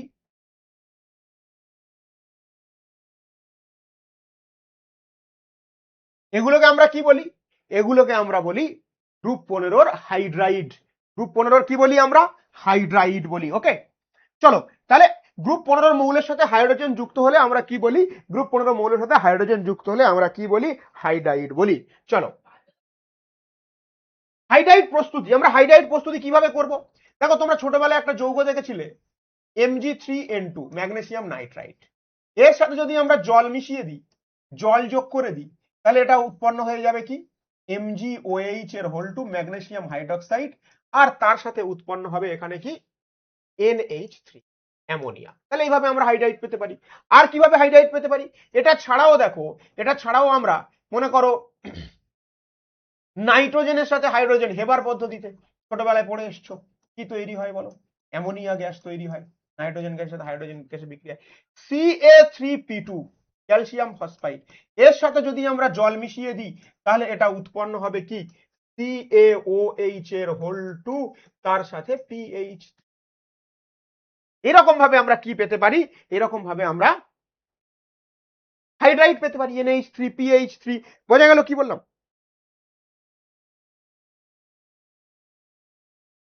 তো চলো, এরকম ভাবে আমরা হাইড্রাইড পেতে পারি। চলো নেক্সট, সাদা ফসফরাসের সাথে ক্ষারের বিক্রিয়া। সাদা ফসফরাসের সাথে ক্ষারের বিক্রিয়ায়, সাদা ফসফরাসের সাথে ক্ষারের বিক্রিয়ার দ্বারা আমরা হাইড্রাইড পেতে পারি। সাদা ফসফরাসের সাথে NaOH এর বিক্রিয়া আর জল মিশিয়ে দিলে ফসফিন উৎপন্ন হয়, NaH2PO2 তার সাথে উৎপন্ন হয়, সোডিয়াম হাইপোফসফেট, এগুলো তৈরি হয়। বোঝা গেল কি বললাম? এগুলো দেখে রাখবে, এখান থেকে প্রশ্ন পড়ার সম্ভাবনা খুবই কম। আমরা মেনলি আলোচনা করব হাইড্রাইডের গঠন নিয়ে। দেখো, হাইড্রাইডের গঠন, দেখো শুধু হাইড্রাইডের গঠন নয়, আমরা দেখব এই গ্রুপ 15 বিভিন্ন হ্যালাইডের, গ্রুপ 15 মৌলের সাথে হ্যালোজেন যুক্ত হলে কি তৈরি হয়? হ্যালাইড তৈরি হয়। সেই হ্যালাইডের গঠন আকৃতি জানতে হবে, সংকরায়ন জানতে হবে। সেই জন্য আমি বলছি নতুন একটা ক্লাস ইউটিউব চ্যানেলে অ্যাড হয়েছে। যদি তোমরা মনে করো যে আমাদের এই গঠন আকৃতি সম্পর্কে কোনো মানে কনসেপ্ট ক্লিয়ার নেই, এগুলো ক্লাস 11-এ পড়ানো হয়েছিল, তোমরা একবার গিয়ে দুটো ক্লাস ইউটিউবে ফ্রিতে রয়েছে, হাইব্রিডাইজেশন, সংকরায়ন নির্ণয়, এবং তার সঙ্গে দেখো যে বিভিন্ন অণুর আকৃতি কিভাবে নির্ণয় করব, সেগুলোও কিন্তু ফ্রি ক্লাস ইউটিউবে দেওয়া রয়েছে, সেখান থেকে তোমরা দেখে নিতে পারো। চলো তাহলে হাইড্রাইডের গঠন। তাহলে হাইড্রাইডের গঠন যদি আমরা দেখি, গঠন এবং সংকরায়ন। দেখো, সংকরায়ন ইকুয়াল টু কি ছিল? H equal to half into কেন্দ্রীয় পরমাণুর যোজ্যতা কক্ষের ইলেকট্রন প্লাস হাইড্রোজেন বা হ্যালোজেনের সংখ্যা। আপাতত এইটুকু দিয়ে করো। আরো বড় সূত্রটি ছিল, যেহেতু আমাদের আয়ন এখন আসবে না, আয়ন প্রয়োজন নেই, সেই জন্য আমি আয়নটা বাদ দিলাম। এবার H এর মান যদি আমাদের 3 বেরোয়, তাহলে সংকরায়ন হবে sp3, আকৃতি কি হবে ত্রিভুজাকার, আকৃতি কি হবে ত্রিভুজ। লোন পেয়ার হলে বদলে যায়। এইচ এর মান যদি 4 বের হয়, এইচ এর মান যদি 4 বের হয়, সরি এটা sp2, 4 বের হয়, sp3 আমরা তার বিন্যাসটাকে কি বলি চতুস্থলক, তার বিন্যাসটাকে কি বলি চতুস্থলক। আর তার মধ্যে যদি একটা লোন পেয়ার চলে আসে তাহলে আকৃতি কি হবে পিরামিড আকার। তাহলে এর ডিটেলস তোমরা ইউটিউবে পেয়ে যাবে, বারবার বলছি, কারণ এটা তো এখন এর মধ্যে এই টপিকটা পড়ালে চলবে না, ঠিক আছে? চলো, ওটা 2 ঘন্টার ক্লাস রয়েছে। তাহলে আমাদের কাছে কি আছে NH3, তাহলে NH3 এর H এর মান কত, H equal to half into নাইট্রোজেনের বাইরে কত বলো 5 খানা ইলেকট্রন, তার সাথে কটা হাইড্রোজেন যুক্ত আছে 3 খানা হাইড্রোজেন যুক্ত আছে, এই H মানে হাইব্রিডাইজেশন। তাহলে কত মান বেরিয়ে গেল বলো, হাফ ইন্টু 8 মানে কত 4, 4 মানে সংকরায়ন কি sp3। তার মানে এখানে প্রত্যেকটা হাইড্রাইডের কেন্দ্রীয় পরমাণুর, প্রত্যেকটা নয় পরে এটা নিয়ে আলোচনা করব, কেন্দ্রীয় পরমাণুর সংকরায়ন কি sp3। তাহলে sp3, তাহলে H এর মান কত বেরিয়েছে 4, পরমাণু কটা বন্ড আছে 3 খানা, তাহলে একটা কি হবে লোন পেয়ার। তাহলে যদি এত কিছু যারা একেবারেই দুর্বল, মনে করো কিছুই পড়নি ফাঁকিবাজি করেছো ক্লাস 11-এ, তাহলে তারা জাস্ট এরকম মনে রাখবে যে অ্যামোনিয়ার দেখতে এইরকম, উপরে লোন পেয়ার থাকে। ফসফিনের দেখতে কেমন, ফসফিনের দেখতে কেমন এইরকম, উপরে একটা লোন পেয়ার থাকে। আর্সাইনের দেখতে কেমন এইরকম, উপরে একটা লোন পেয়ার থাকে। আর অ্যান্টিমনি,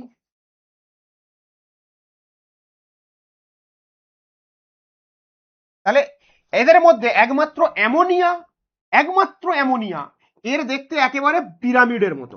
কেন এটা বলছি পরে বুঝতে পারবে, যদি পরীক্ষায় প্রশ্ন পড়ে তোমরা পিরামিড লিখবে, বাট যদি একটু ডেপথে চলে যাই, এদের এদের এই PH3 ASH3 SbH3 এই ফরম্যাটে থাকে, বাট এদের দেখতে একদম পিরামিডের মতো, মানে একবার হুবহু পিরামিডের মতো নয়।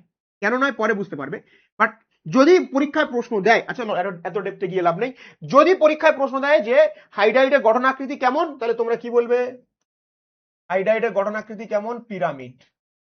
কিসের মতো দেখতে, পিরামিডের মতো দেখতে। বোঝা গেল কি বললাম, পিরামিডের মতো এদের দেখতে। চলো নেক্সট, তাহলে বোঝা গেল H এর মান 4, sp3 সংকরায়ন অ্যামোনিয়া, এবং 4টে পরমাণু আছে। এই H এর মান 4 বেরিয়েছে, কিন্তু পরমাণু কটা আছে নাইট্রোজেনের সঙ্গে 3টে, একটা হবে লোন পেয়ার, লোন পেয়ার বাদ দিলে দেখতে কেমন পিরামিডের মতো দেখতে, এবং এই হচ্ছে শেপ। চলো এইবার আমরা আলোচনা করব এই যৌগের বন্ধন কোণের ব্যাপারে, এই যৌগের বন্ধন কোণের ব্যাপারে। কি রকম বন্ধন কোণ, চলো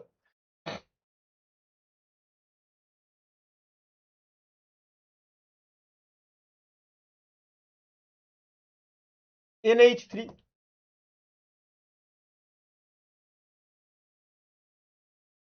PH3, ASH3,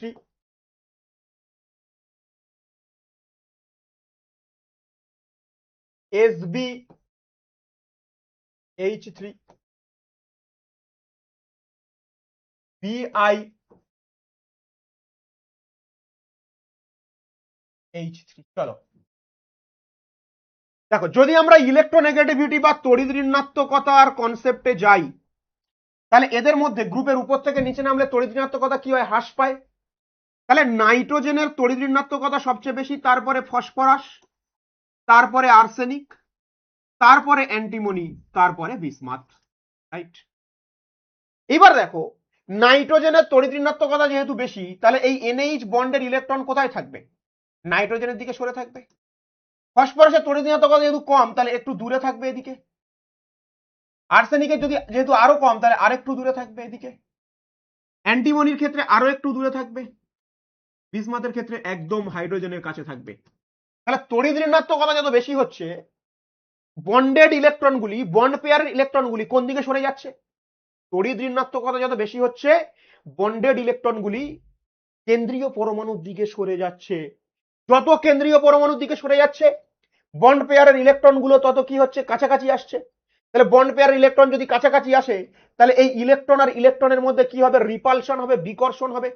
বিকর্ষণ হলে কি হবে, বন্ডগুলো দূরে সরে যাবে, বন্ডগুলো দূরে সরে যাবে। মনে কর এইটা নাইট্রোজেন, দুটো হাতের জয়েন্টে আছে, লোন পেয়ার যত উপরের দিকে যাবে কাছাকাছি আসবে, সরি লোন পেয়ার না, বন্ডের ইলেকট্রনগুলো যত উপরের দিকে যাবে ইলেকট্রনগুলো কাছাকাছি আসবে, ফলে ইলেকট্রনের মধ্যে রিপালশন হবে, ফলে বন্ড দুটো এরকম দূরে সরতে থাকবে আস্তে আস্তে, তাহলে বন্ধন কোণ বাড়তে থাকবে। তাহলে সবচেয়ে বেশি বন্ধন কোণ কার, সবচেয়ে বেশি বন্ধন কোণ কার, NH3, তারপরে কার PH3, তারপরে কার ASH3, তারপরে কার SbH3, তারপরে কার BiH3।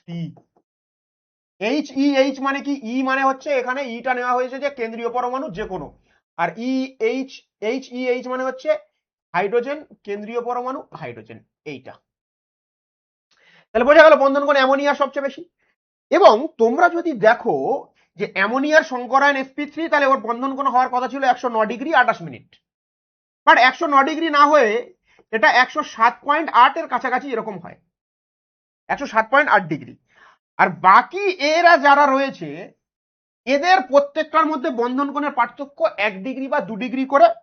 যেমন ফসফিনের বন্ধন কোণ হচ্ছে 91 ডিগ্রি, অলমোস্ট 91.8 বোধ হয়, 91.8, মোটামুটি 100 বা 91 এর কাছাকাছি। তাহলে অ্যামোনিয়া আর ফসফিন, এটা তো পরীক্ষায় পড়বে, তোমরা এটা করতে পারবে। এরপরে যদি একটু ডিটেলসে আমরা জানতে চাই, তাহলে অ্যামোনিয়া আর ফসফিনের মধ্যে না বন্ধন কোণের পার্থক্য অনেক বেশি, এবং এটা দেখো 91.8 ডিগ্রির কাছে। এর কারণটা কি? কারণ বলা হচ্ছে, এটা একটা থিওরি আছে যেটা আমাদের সিলেবাসের মধ্যে নেই, জাস্ট একবার শুনে রাখো, যে অ্যামোনিয়ার ক্ষেত্রে সংকর কক্ষক বন্ধন করে, অ্যামোনিয়ার ক্ষেত্রে বন্ধন করে কে, সংকর কক্ষক।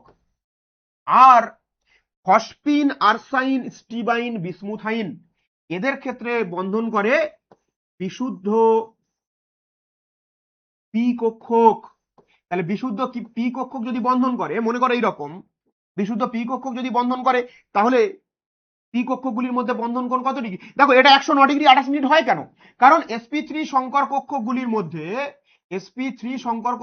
মধ্যে বন্ড অ্যাঙ্গেল কত ডিগ্রি? যদি কেউ sp3 হয় তাদের মধ্যে বন্ড অ্যাঙ্গেল কত ডিগ্রি করে হয়? 109 ডিগ্রি 28 মিনিট, তাই এটা 109 ডিগ্রি 28 মিনিট। এবার এখানে লোন পেয়ারের উপস্থিতির কারণে লোন পেয়ার আর বন্ড পেয়ারের একটা রিপালশন হয়, ফলে NH বন্ডগুলো কিছুটা কাছাকাছি সরে আসে, তাই বন্ধন কোণ কিছুটা কমে যায়। এই লোন পেয়ার আর এই বন্ড পেয়ারের রিপালশন হচ্ছে না, যার ফলে এই বন্ডটা কিছুটা এদিকে সরে আসে, বন্ধন কোণ 109 ডিগ্রি না হয়ে 107 ডিগ্রি হয়। বাট এরা 90 ডিগ্রি কাছে হচ্ছে কেন? কারণ এদের ক্ষেত্রে বিশুদ্ধ পি কক্ষক বন্ধন করে, যার ফলে বিশুদ্ধ বি কক্ষকগুলির বন্ধন কোণ কত ডিগ্রি করে? 90 ডিগ্রি করে। সেই জন্য পি কক্ষকের সাথে যদি হাইড্রোজেন এসে বন্ধন করে, তাহলে এদের বন্ধন কোণ কত কাছাকাছি হবে? 90 ডিগ্রির কাছাকাছি। বোঝা গেল কি বললাম? সেই জন্য তোমরা দেখবে বই খুললে যে এইগুলো বন্ধন কোণের মান 90 ডিগ্রির কাছাকাছি, বাট কমছে বন্ধন কোণ, বাট 90 ডিগ্রি, 91.8 দেখা যাচ্ছে, এটা 91, 90, 89, কাছাকাছি 90 ডিগ্রির কাছাকাছি। বাট বন্ধন কোণ অ্যামোনিয়া থেকে বিসমুথাইনে ধীরে ধীরে কমতে থাকে। ওকে, তো চলো, এটা আমাদের সিলেবাসের মধ্যে নেই, এমনি বলে রাখলাম যে এদের মধ্যে বন্ধন কোণের পার্থক্য খুব কম, কারণ বিশুদ্ধ পি কক্ষক বন্ধন করে আর এটা সংকর কক্ষক বন্ধন করে, তাই এদের বন্ধন কোণ কত ডিগ্রি? 109 ডিগ্রি 28 মিনিটের কাছে, অর্থাৎ 107.8 ডিগ্রির কাছে। ওকে, চলো ব্যাখ্যাটা কি? শ্রেণীর উপর থেকে নিচে নামলে কেন্দ্রীয় পরমাণু তড়িৎ ঋণাত্মকতা হ্রাস পাওয়ার কারণে এবং আকার বৃদ্ধির কারণে অ্যামোনিয়া থেকে বিসমুথাইনে বন্ধন ইলেকট্রন জোড় ক্রমশ কেন্দ্রীয় পরমাণুর দিকে সরে যায়, ফলে বন্ধন ইলেকট্রন জোড়গুলির মধ্যে ক্রিয়াশীল বিকর্ষণ বল ক্রমশ হ্রাস পেতে থাকে এবং বন্ধন কোণ ক্রমশ কমতে থাকে। এটাই আর কি, যেটা বললাম এটাই লেখা আছে।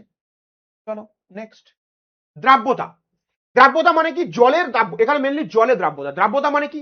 যে জলের সাথে হাইড্রোজেন বন্ধন করতে পারবে সে জলে দ্রবীভূত হবে। একমাত্র অ্যামোনিয়া জলে দ্রবীভূত হয়, কারণ অ্যামোনিয়ার নাইট্রোজেন তীব্র তড়িৎ ঋণাত্মক পরমাণু হওয়ায় ও জলের অণুর সাথে হাইড্রোজেন বন্ধন করে। জলের অণুর সাথে কি বন্ধন করে? হাইড্রোজেন বন্ধন করে। হাইড্রোজেন বন্ধন মানে কি? তীব্র তড়িৎ ঋণাত্মক পরমাণুর সাথে এমন কোন হাইড্রোজেন যদি যুক্ত হয় তার চারিপাশে আসে, যে কিনা অপর একটি তড়িৎ ঋণাত্মক পরমাণুর সাথে যুক্ত আসে, তাহলে সেই হাইড্রোজেন আর ওই তড়িৎ ঋণাত্মক পরমাণুর মধ্যে যে বন্ধন হয় তাকে হাইড্রোজেন বন্ধন বলে। এগুলো ক্লাস 11 এর কনসেপ্ট। এখানে নাইট্রোজেনের তড়িৎ ঋণাত্মকতা অনেক বেশি, আর এই যে জলের অণুর যে হাইড্রোজেন আছে সে আবার একটি তড়িৎ ঋণাত্মক পরমাণু অক্সিজেনের সাথে যুক্ত, ফলে এই বন্ধনটাকে আমরা কি বলি? হাইড্রোজেন বন্ধন। তাহলে হাইড্রোজেন বন্ধন জলের সাথে করলে জলে দ্রবীভূত হবে, সেটাই লেখা আছে। দেখো, নাইট্রোজেনের তড়িৎ ঋণাত্মকতার মান উচ্চ হওয়ার কারণে অ্যামোনিয়া জলের সাথে হাইড্রোজেন বন্ধন করে, যা PH3 বা অন্যান্য হাইড্রাইড গুলি করতে পারে না। তাই অন্যান্য হাইড্রাইড গুলি জলে অদ্রাব্য, অ্যামোনিয়া কেবলমাত্র জলে দ্রাব্য। গলনাঙ্ক মারাত্মক লেভেলের ইম্পর্টেন্ট। আচ্ছা, গলনাঙ্কটা করার আগে আমরা আগে স্ফুটনাঙ্কটা করব, তবে ব্যাপারটা তোমরা পারবে। দেখো, স্ফুটনাঙ্ক ammonia PH3 ASH3 SbH3 BiH, right? Ammonia, phosphine, arsine, stibine, bismuthine. স্ফুটনাঙ্ক দুটো ফ্যাক্টরের উপরে এখানে আমরা ব্যাখ্যা করব। নম্বর 1, আকার। আকার বড় হলে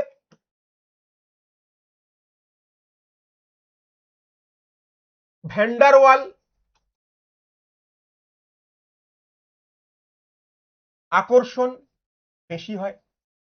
ভ্যান্ডার ওয়াল আকর্ষণ বল বেশি হলে স্ফুটনাঙ্ক বেশি হবে, এটা একটা ফ্যাক্টর। ওকে, আকার বড় হলে ভ্যান্ডার ওয়াল আকর্ষণ বল বেশি হবে, ভ্যান্ডার ওয়াল আকর্ষণ বল বেশি হলে স্ফুটনাঙ্ক বেশি হবে। হাতের লেখা আমার খুবই খারাপ, এটা তোমাদেরকে মানিয়ে নিতে হবে। কি বললাম, বোঝা গেল? চলো, 2 নম্বর, হাইড্রোজেন বন্ড। হাইড্রোজেন বন্ড যদি কেউ করে, স্ফুটনাঙ্ক, হাইড্রোজেন বন্ডের সাথে স্ফুটনাঙ্ক সমানুপাতিক সম্পর্ক। তাহলে দেখো, আমরা যদি আকারের অর্ডারে যাই, সাইজ অর্ডারে যদি আমরা যাই, তাহলে বিসমাথের আকার সবচেয়ে বড়, অ্যান্টিমনি, আর্সেনিক, ফসফরাস, নাইট্রোজেন। তাহলে যদি বিসমাথের আকার বড় হয়, তাহলে নিশ্চিতভাবে BiH3 এর আকার বড়, তারপরে SbH3, তারপরে ASH3 এর আকার বড়, তারপরে আমাদের PH3 সবচেয়ে আকার ছোট কার, অ্যামোনিয়ার। তাহলে যদি আমরা আকর্ষণ বল বা আকারের অর্ডারে যাই, ভ্যান্ডার ওয়াল আকর্ষণ বলের অর্ডারে যাই, তাহলে আমাদের সবচেয়ে বেশি স্ফুটনাঙ্ক কার হওয়ার কথা, বিসমুথাইনের, তারপরে স্ট্রিবাইনের, তারপরে আর্সাইনের, এটা। কিন্তু মাঝখান থেকে দেখো অ্যামোনিয়ার কি এফেক্ট আছে, অ্যামোনিয়া কিন্তু হাইড্রোজেন বন্ড করে। দেখো, বারবার বলছি, বেশি এখানে গবেষণা করা চলবে না, যেমন যেমন এক্সপেরিমেন্টাল ভ্যালু আসবে সেই অনুযায়ী আমরা ব্যাখ্যা করব। তুমি বলতে পারো যে স্যার তাহলে এটা হলো না কেন, এরটা হলো না, এটা ব্যতিক্রম। ইনঅর্গানিক কেমিস্ট্রিতে কিছু ব্যতিক্রম থাকবে, এটা নিয়ে বেশি ট্রোল করা যাবে না, এটা নিয়ে বেশি রোস্ট করা যাবে না, যে কেমিস্ট্রি মানেই ব্যতিক্রম। ভাই, তুমিও রোস্ট হয়ে যাবে। যেমন যেমন ভাবে পড়াচ্ছি, যেমন যেমন ভাবে বলছি, এরকম ভাবে যে যে জায়গায় এক্সেপশন আছে সেটাকে এক্সেপশনের মতো করে তোমাকে পড়তে হবে। বেশি গবেষণা করতে গেলে, বেশি কেমিস্ট্রিকে রোস্ট করতে গেলে, পরীক্ষার হলে কেমিস্ট্রিও তোমাকে রোস্ট করে দেবে। যেহেতু বেশি রোস্ট করো না কেমিস্ট্রি নিয়ে। চলো, তাহলে তাহলে অ্যামোনিয়ার হাইড্রোজেন বন্ড থাকার কারণে বিসমুথাইন অর্ডারে মানে আকারের অর্ডারে স্ফুটনাঙ্ক বেশি, তারপরে SbH3।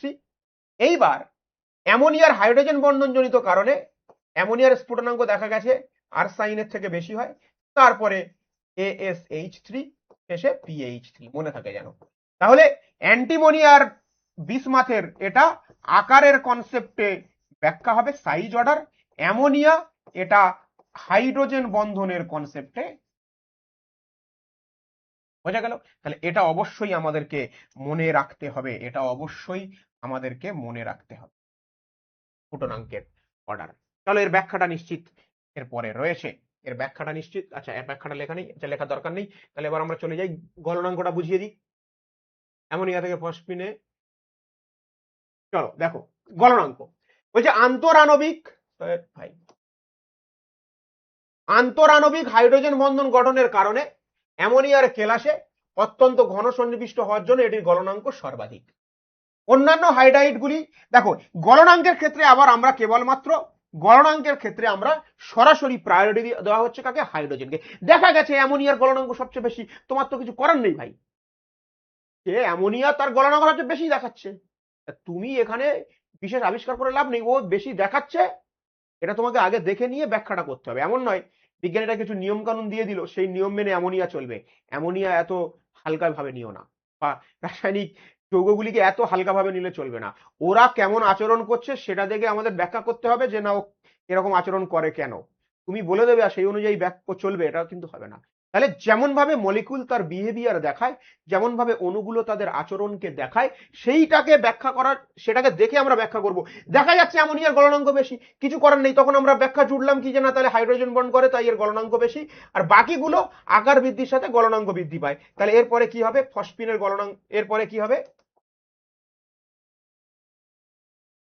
BiH3, তারপরে SbH3, AsH3, PH, কি বললাম বুঝে গেল? তাহলে এটা হচ্ছে অর্ডার। তাহলে অন্যান্য হাইড্রাইডের হাইড্রোজেন বন্ধন গঠনের ক্ষমতা না থাকায় এদের গলনাঙ্ক অ্যামোনিয়া থেকে ধীরে ধীরে কমতে থাকে, এবং ফসফিন থেকে SbH3 তে অণুর আকার বৃদ্ধির সঙ্গে সঙ্গে ভ্যান ডার ওয়াল আকর্ষণ বল বৃদ্ধি পায়, ফলে গলনাঙ্ক বৃদ্ধি পায়। বাকিটা দেখো আকারের অর্ডার করেছি, তো এই হচ্ছে ব্যাপার। তাহলে চলো, গলনাঙ্ক হয়ে গেল, স্ফুটনাঙ্ক হয়ে গেল, এবার হচ্ছে তাপীয় স্থায়িত্ব। মন দিয়ে শোনো, তাপীয় স্থায়িত্ব মানে কি, তাপ দিলে কে ভাঙে না, তাপ দিলে কে ভাঙে না, এটাই হচ্ছে তাপীয় স্থায়িত্ব। তাপ দিলে কে ভাঙে না, এটাই হলো তাপীয় স্থায়িত্ব। কিরকম দেখো, দেখো NH3,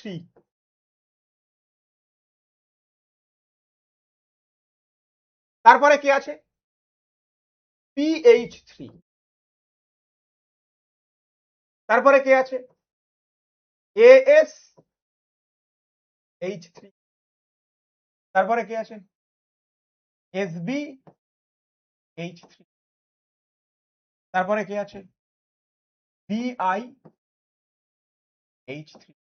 এইবার বলো, প্রত্যেকের উপরে লোন পেয়ার আছে, লোন পেয়ার তো থাকবে। দেখো তাহলে যদি আমরা বলি কেন্দ্রীয় পরমাণুর আকার, কার আকার যদি বলি, কেন্দ্রীয় পরমাণুর আকার যদি বলি, নাইট্রোজেন সবচেয়ে ছোট, তারপরে ফসফরাস, তারপরে আর্সেনিক, তারপরে অ্যান্টিমনি, তারপরে বিসমুথ।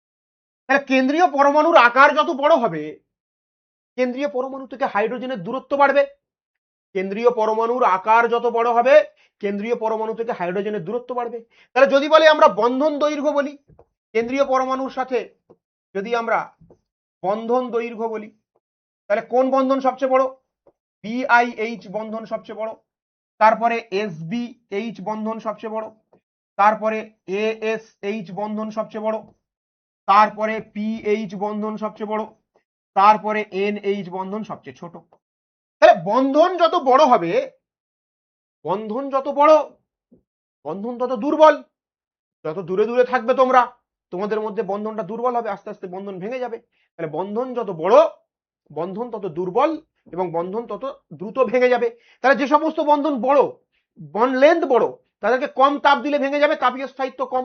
তাহলে যদি তাপীয় স্থায়িত্বের অর্ডার বলে, থার্মাল স্টেবিলিটি যদি বলে, যদি আমাকে বলে থার্মাল স্টেবিলিটি,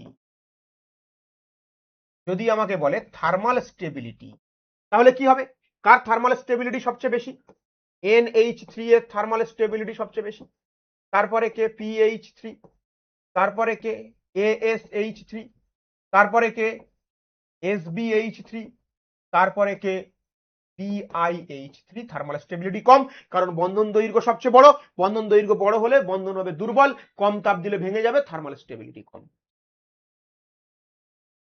দেখো এটা লেখা আছে, শ্রেণীর উপর থেকে নিচে নামলে কেন্দ্রীয় পরমাণুর আকার বৃদ্ধি পায়, ফলে হাইড্রাইডের বন্ধন দৈর্ঘ্য ক্রমশ বৃদ্ধি পায়, যা বন্ধন বিভাজন শক্তিকে কমিয়ে দেয়, ফলে হাইড্রাইডগুলি তাপীয় স্থায়িত্ব গ্রুপের উপর থেকে নিচে ক্রমশ হ্রাস পায়। বিজারণ ধর্ম, দেখো বিজারণ ধর্ম মানে হচ্ছে H প্লাস যে বর্জন করে, এটাও মনে রাখতে পারো হাইড্রাইডের ক্ষেত্রে, যে বর্জন করে সে ভালো বিজারণ ধর্ম দেখায়। তাহলে H প্লাস বর্জনের ক্ষমতাকে আমরা বলি বিজারণ ধর্ম। তাহলে যে বন্ধন আগে ভেঙে যাবে সে আগে H প্লাস বর্জন করবে, তাহলে বিজারণ ধর্ম কার সবচেয়ে বেশি, BiH3, তারপরে কে SbH3, তারপরে কে ASH3, তারপরে কে PH3, তারপরে কে NH3, তারপরে কে NH3। বোঝা গেল কি বললাম? তাহলে এই হচ্ছে, তাহলে সবচেয়ে ভালো বিজারক যদি বলে কে তীব্র বিজারক কে, তাহলে BiH3 হলো তীব্র বিজারক। BiH3 হলো তীব্র বিজারক। চলো দেখো লেখা আছে NH3 থেকে BiH3 এর দিকে অগ্রসর হলে তাপীয় স্থায়িত্ব হ্রাস পায়, যৌগগুলি সহজে বিয়োজিত হয়ে হাইড্রোজেন মুক্ত করতে পারে, এর ফলে NH3 থেকে BiH3 তে বিজারণ ধর্ম বা বিজারক দ্রব্যের ক্ষমতা কি হয়, বৃদ্ধি পায়। ক্ষার ধর্ম ভেরি ইজি, মনে করো NH3, PH3, ASH3, SBH3, BiH3। ক্ষার ধর্ম মানে কি, এরা সব লুইস ক্ষার। ক্ষার ধর্ম মানে কি, যে লুইস ক্ষার কাকে বলে, যত কেন্দ্রীয় পরমাণুতে ইলেকট্রনের ঘনত্ব বৃদ্ধি পাবে, কেন্দ্রীয় পরমাণুতে যত ইলেকট্রনের ঘনত্ব বৃদ্ধি পাবে তার ক্ষার ধর্ম তত বৃদ্ধি পাবে। এবার দেখো এদের প্রত্যেকের উপরে কি আছে, প্রত্যেকের উপরে নিঃসঙ্গ ইলেকট্রন জোড় আছে, কিন্তু যদি কেন্দ্রীয় পরমাণুর আকার বলি, আকার নাইট্রোজেনের সবচেয়ে ছোট, তারপরে ফসফরাস, তারপরে আর্সেনিক, তারপরে অ্যান্টিমনি, তারপরে বিসমাথ। তাহলে ছোট আকার তার মধ্যে দুখানা ইলেকট্রন আছে, আকার বড় হচ্ছে তার মধ্যে ইলেকট্রন দুটো, আকার আরো বড় হচ্ছে তার মধ্যে ইলেকট্রন দুটো, আকার আরো বড় হচ্ছে তার মধ্যে ইলেকট্রন দুটো, আরো বড় হচ্ছে তার মধ্যে ইলেকট্রন দুটো। কোথায় density of electron, density of lone pair কোথায় বেশি, নিশ্চিতভাবে যেখানে আকার ছোট সেখানে। তাহলে যত ইলেকট্রনের ডেনসিটি বেশি হবে, ক্ষারকত্ব বা ক্ষার ধর্ম কি হবে, বেশি হবে। তাহলে সবচেয়ে তীব্র ক্ষারকে, সবচেয়ে তীব্র ক্ষার হলো অ্যামোনিয়া, সবচেয়ে তীব্র ক্ষার অ্যামোনিয়া। চলো নেক্সট, এটাই লেখা আছে দেখো, গ্রুপের উপর থেকে নিচে নামলে নাইট্রোজেন থেকে কেন্দ্রীয় পরমাণুর আকার বৃদ্ধি পায় এবং যোজ্যতা কক্ষে ইলেকট্রনের কক্ষ ব্যাপিত হওয়া, ডিফিউজড হওয়া মানে কি, ওই যে আকার যত বড় হয়ে যায় ইলেকট্রন চারিদিকে ছড়িয়ে যায়, ইলেকট্রনের ক্লাউড, ইলেকট্রনের মেঘ চারিদিকে ছড়িয়ে যায়, ফলে ইলেকট্রনের ঘনত্ব অনেক কমে যায়। ডিফিউজ হওয়া মানে চারিদিকে ছড়িয়ে যাওয়া, ফলে নিঃসঙ্গ ইলেকট্রন জোড় ক্রমশ বেশি আয়তন দখল করতে থাকে এবং কেন্দ্রীয় পরমাণুর উপরে ইলেকট্রনের ঘনত্ব ক্রমশ কমতে থাকে। এছাড়াও নাইট্রোজেনের ইলেকট্রোনেগেটিভিটি বেশি, ফলে ও বন্ডেড ইলেকট্রনগুলিকে নিজের কাছে টেনে নিচ্ছে এবং ইলেকট্রনের ঘনত্বকে অনেক বাড়িয়ে দিচ্ছে। রাসায়নিক সক্রিয়তা, গ্রুপ 15 মৌলসমূহের হাইড্রাইডগুলির রাসায়নিক সক্রিয়তা BiH3 এর সবচেয়ে বেশি, তারপরে SbH3, তারপরে SH3, PH3, NH3। কেন এমনটা হলো, কারণ রাসায়নিক সক্রিয়তা মানে কি, যে বন্ড আগে ভাঙবে, তাহলে BiH3 এর অণুতে BiH এর বন্ধন দৈর্ঘ্য অনেক বড়, ফলে এই বন্ধন খুবই ইজিলি ভেঙে যায়। তাহলে বন্ধন যত ইজিলি ভাঙবে সে তত রাসায়নিক বিক্রিয়া করবে, রাসায়নিক সক্রিয়তা বেশি। দাহ্যতা, শ্রেণীর উপর থেকে নিচে নামলে হাইড্রাইডগুলি রাসায়নিক সক্রিয়তা বৃদ্ধি পায়, ফলে তাদের দাহ্যতাও বৃদ্ধি পায়। দাহ্যতা মানে আগুনে পোড়ানোর ক্ষমতা। তাহলে কে ইজিলি আগুনে পুড়বে, যে বন্ধন আগে ভেঙে যাবে সেই তো আগে আগুনে পুড়বে। তো আগুনে পোড়ার ক্ষমতা কার সবচেয়ে বেশি, তাহলে বলো BiH3 এর দাহ্যতা সবচেয়ে বেশি, তারপরে অ্যান্টিমনি, তারপরে আর্সেনিক, তারপরে BiH3, তারপরে NH3। তাহলে আমরা এই পর্যন্ত কি শেষ করলাম, রাসায়নিক ধর্ম হাইড্রাইডের এবং গ্রুপ 15 মৌলের রাসায়নিক ধর্ম এবং হাইড্রাইড সম্পর্কে জানলাম। এইবার আমরা বেশ কিছু প্রশ্ন উত্তর করে নেব। চলো, বলছে বিজারণ ধর্মের সঠিক অর্ডার, কে ভালো বিজারণ ধর্ম দেখাবে, যে আগে H+ বর্জন করবে। তাহলে কোনটা হবে, অপশন এ হবে উত্তর, বিজারণ ধর্ম বিসমাথ, অ্যান্টিমনি, আর্সেনিক। এটা বলছে প্রদত্ত কোনটি একটি সুস্থিত হাইড্রাইড, অ্যামোনিয়া। কারণ এগুলো কি SbH3, বলো SbH3 কি, SB বা বাকি যারা আছে তাদের বন্ধন দৈর্ঘ্য কি বড়, তাহলে বন্ধন দৈর্ঘ্য বড় হলে কি হবে, বন্ধন সহজে ভেঙে যাবে, তাহলে সবচেয়ে স্টেবল কি হবে, অ্যামোনিয়া, এর বন্ধন অত সহজে ভাঙবে না। নেক্সট, কোনটি সবচেয়ে বেশি ক্ষারীয়, অ্যামোনিয়া, অ্যামোনিয়া সবচেয়ে বেশি ক্ষারীয়, এক্ষুনি আলোচনা করলাম, নাইট্রোজেনের উপরে ইলেকট্রনের ডেনসিটি বেশি। নিচের কোনটি ক্ষারকীয় ধর্মের তীব্রতা সবচেয়ে বেশি, একই কোশ্চেন, অ্যামোনিয়া। NH3 ও PH3 এর মধ্যে পার্থক্য করা যায় না কিসের দ্বারা? ঠিক আছে, NaOH এর দ্রবণ দ্বারা। চলো এই কোশ্চেনটা স্কিপ করে গেলাম, যেহেতু এটা এখনো আমরা পড়ানো হয়নি। ঠিক আছে, যখন ফসফিন বলে যখন একটা টপিক পড়াবো তোমাদেরকে, সেই ফসফিন যখন পড়াবো তখন বুঝতে পারবে। ওকে, তো চলো এটা স্কিপ করে গেলাম। NH3, SbH3, ASH3, BiH3 এই যৌগগুলিকে স্ফুটনাঙ্ক বৃদ্ধির ক্রম। তাহলে দেখো এখানে কিন্তু ফসফরাসটা নেই, তাহলে BiH3 আছে।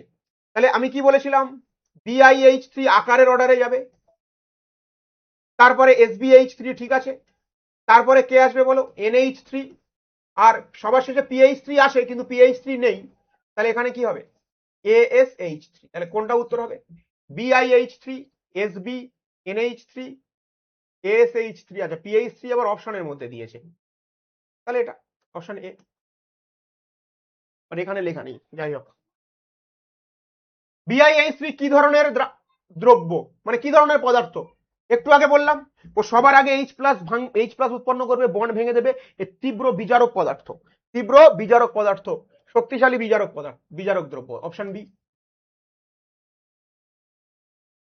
বিসমাথ 5 ব্র্যাকেটে 5 লেখা আছে, মানে এগুলোর উপরে +5 জারণ অবস্থা, Bi+5 বলছে Bi+5 অ্যান্টিমনি +5 অপেক্ষা শক্তিশালী জারক পদার্থ। কেন?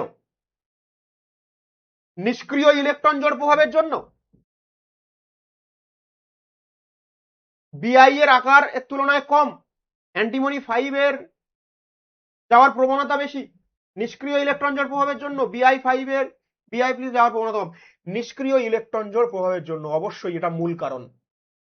Sb5 থেকে Sb+3 তে যাওয়ার প্রবণতা বেশি, এটা তো কোনো প্রশ্নই আসছে না। বিসমাথ +5 থেকে +3 তে যাওয়ার প্রবণতা বেশি, প্লাস কম বলেছে, এখানে প্রবণতা কম বলেছে, আর এগুলো সব কি অপশন, এগুলো কাটা, তাহলে সি হচ্ছে উত্তর।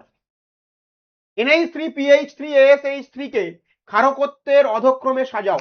তাহলে কার ক্ষারকত্ব সবচেয়ে কম, কার ক্ষারকত্ব সবচেয়ে কম, অপশন ডি হবে आंसर। নাইট্রোজেনের বেশি, ফসফিন, আর্সেনিক, স্টিবাইন। CH3 দেখো এখানে কি দিয়েছে, P ডবল বন্ড O দিয়ে এখানে দিয়েছে CH3, যেটা আমি একটু আগে এতক্ষণ ধরে তোমাদেরকে বোঝালাম, PCl3O। বলছে এই যৌগের অস্তিত্ব আছে, কিন্তু N double bond O CH3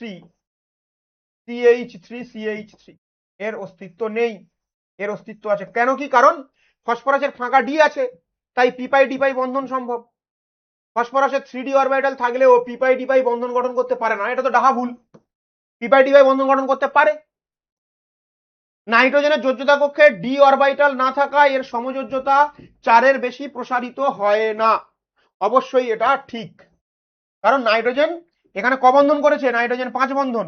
nitrogen কি 5 বন্ধন করে, করে না। নাইট্রোজেন 4 বন্ধন করতে পারে ম্যাক্সিমাম, 3 করে বেশিরভাগ জায়গায়। নাইট্রোজেনের ডিপাই বিপাই বহু বন্ধন গঠন করতে পারে, পারে না এটা। এই যৌগের নাইট্রোজেনের সমযোজ্যতা 5, এটা তো কোনো কারণই নয়। তাহলে অপশন বি হবে आंसर, অপশন বি হবে आंसर। চলো নেক্সট, নিম্নলিখিত হাইড্রাইড গুলির স্ফুটনাঙ্কের ক্রমে অনুযায়ী সাজাও। এটা তো হলো একটু আগে। আচ্ছা জল আছে এখানে, তাই তো, জল দিয়ে দিয়েছে। দেখো জল যেহেতু এক একটা জলের অণু, মন দিয়ে শোনো এটা, এক একটা জলের অণু 4টি করে হাইড্রোজেন বন্ধন করে, তাই কিন্তু এখানে হাইড্রোজেন বন্ডের এফেক্ট আবার সবচেয়ে বেশি। তাহলে জলের স্ফুটনাঙ্ক এখানে সবচেয়ে বেশি হবে, প্রত্যেকটাতে জল আগেও আছে। তারপরে আকারের অর্ডার, অ্যান্টিমনি, জল, অ্যান্টিমনি, অ্যামোনিয়া, এটা। তাহলে অপশন সি হবে आंसर। জল হাইড্রোজেন বন্ড 4খানা হাইড্রোজেন বন্ড করে, জল 4টি করে হাইড্রোজেন বন্ড করে, সেই জন্য জলের স্ফুটনাঙ্ক সবার আগে, জলের স্ফুটনাঙ্ক সবার আগে বুঝতে হবে। এই কোশ্চেনটা কিন্তু মারাত্মক ইম্পর্টেন্ট। জলের হাইড্রোজেন বন্ড আছে, অ্যামোনিয়ারও হাইড্রোজেন বন্ড আছে, কিন্তু অ্যামোনিয়ার হাইড্রোজেন বন্ড দুর্বল, জলের হাইড্রোজেন বন্ড অনেক বেশি শক্তিশালী, 4খানা করে হাইড্রোজেন বন্ড করে এক একটা জলের অণু, যার ফলে জলের স্ফুটনাঙ্ক অনেক বেশি, আকারের প্রায়োরিটি অপেক্ষা জলের হাইড্রোজেন বন্ডের প্রায়োরিটি অনেক আগে, সেই জন্য জলের স্ফুটনাঙ্ক বেশি। তারপরে স্টিবাইন আকার, তারপরে অ্যামোনিয়া হাইড্রোজেন বন্ড, আর্সেনিক বাকিগুলো যেমন ছিল সেই রকম। অপশন সি হবে आंसर। যখন অতিরিক্ত NH4OH এবং কপার সালফেট দ্রবণ যোগ করা হয় তখন কি ঘটে? চলো এই কোশ্চেনটা এমনি অ্যাড হয়ে গেছে, এখন এটা আমি পড়াইনি এই টপিক, তাই এটাকে স্কিপ করে যাচ্ছি। গ্রুপ 15 মৌলগুলি যে বহুরূপতা প্রদর্শন করে না, এটা তো আগের দিন হয়েছে, আগের দিনের ক্লাসে। বিসমাথ থেকে নাইট্রোজেনের হাইড্রাইডের ক্রম কোনটি? বলছে সঠিক ক্রম। বন্ধন দৈর্ঘ্য বৃদ্ধি পায় না, হ্রাস পায়। বন্ধন দৈর্ঘ্য হ্রাস পায়। আম্লিক ধর্ম বৃদ্ধি পায়। বন্ধন শক্তি হ্রাস পায় না, বন্ধন দৈর্ঘ্য হ্রাস পায়। আম্লিক ধর্ম বৃদ্ধি পায় না, আম্লিক ধর্ম তো আম্লিক ধর্ম বৃদ্ধি পায় বিসমাথ থেকে নাইট্রোজেনে। বন্ধন দৈর্ঘ্য হ্রাস পায়, বিসমাথ থেকে নাইট্রোজেনে বন্ধন দৈর্ঘ্য হ্রাস পায়, এটাই ঠিক। সবচেয়ে বেশি বন্ধন কোণ বর্তমান? কার বন্ধন কোণ সবচেয়ে বেশি? এখানে জলের অণুকে প্রবেশ করিয়ে দিয়েছে, এখানে জলের অণুকে প্রবেশ করে দিয়েছে, জলের বন্ধন কোণ অনেক কম ভাই। এখানে উত্তর হবে অবশ্যই অ্যামোনিয়া। জলটা কেন নিলাম না? কারণ দেখো, কারণ জলের এখানে কি আছে বলো? লোন পেয়ার আছে, জলের দুখানা লোন পেয়ার আছে, বলে লোন পেয়ার রিপালশনের ফলে না। আর অ্যামোনিয়ার কটা লোন পেয়ার আছে? অ্যামোনিয়ার একটি লোন পেয়ার আছে, বলে অ্যামোনিয়ার lone pair bond pair repulsion আছে। আর এখানে লোন পেয়ার রিপালশন, তাহলে লোন পেয়ার রিপালশনের ফলে OH বন্ড অনেক কাছাকাছি চলে আসে, ফলে বন্ধন কোণ অনেক কমে যায়। কিন্তু এখানে বলেছে বেশি বন্ধন কোণ, তাহলে এখানে অ্যামোনিয়ার বেশি বন্ধন কোণ। আর বাকিগুলো কি? আর্সেনিন, ফসফিন, এরা তো উপর থেকে নিচে নামলে বন্ধন কোণ কমে যায়, তাই না? তাহলে এখানে সবচেয়ে বেশি বন্ধন কোণ অ্যামোনিয়ার। চলো, নিম্নলিখিত কোনটি ধাতব আয়নে জটিল যৌগ গঠন করে? এটা হচ্ছে অ্যামোনিয়া। অ্যামোনিয়া জটিল যৌগ গঠন করে, ঠিক আছে? অ্যামোনিয়া জটিল যৌগ চ্যাপ্টারে পড়বে। জটিল যৌগ কি, এখন এটা আবার বলতে গেলে আবার সময় চলে যাবে, ক্লাসটা আমি ছোট করতে যাচ্ছি, এটাকে মনে রেখো। জটিল যৌগ মানে হলো, মনে করো এটা K4, এর বলতে গেলে টাইম লেগে যাবে, ছাড়ো। এটা শুধু অ্যামোনিয়া মনে রেখো। NaOH এর সঙ্গে ফসফরাসের বিক্রিয়ায় PH3 এবং NaH2PO2 পাওয়া যায়, এটি কি ধরনের বিক্রিয়া? চলো এটা নিজেরা, এটা হোমওয়ার্ক থাকলো, তোমরা করবে। নিম্নলিখিত কোনটি আয়নীয় যৌগ? তোমাদেরকে বলেছিলাম, দেখো নিম্নলিখিত কোনটি আয়নীয় যৌগ? কোনটি আয়নীয় যৌগ? Na(I3), NF3, NCl3, BiF3। চলো এটাও আমি তোমাদেরকে HW দিলাম। কতক্ষণ হলো দেখি ক্লাস?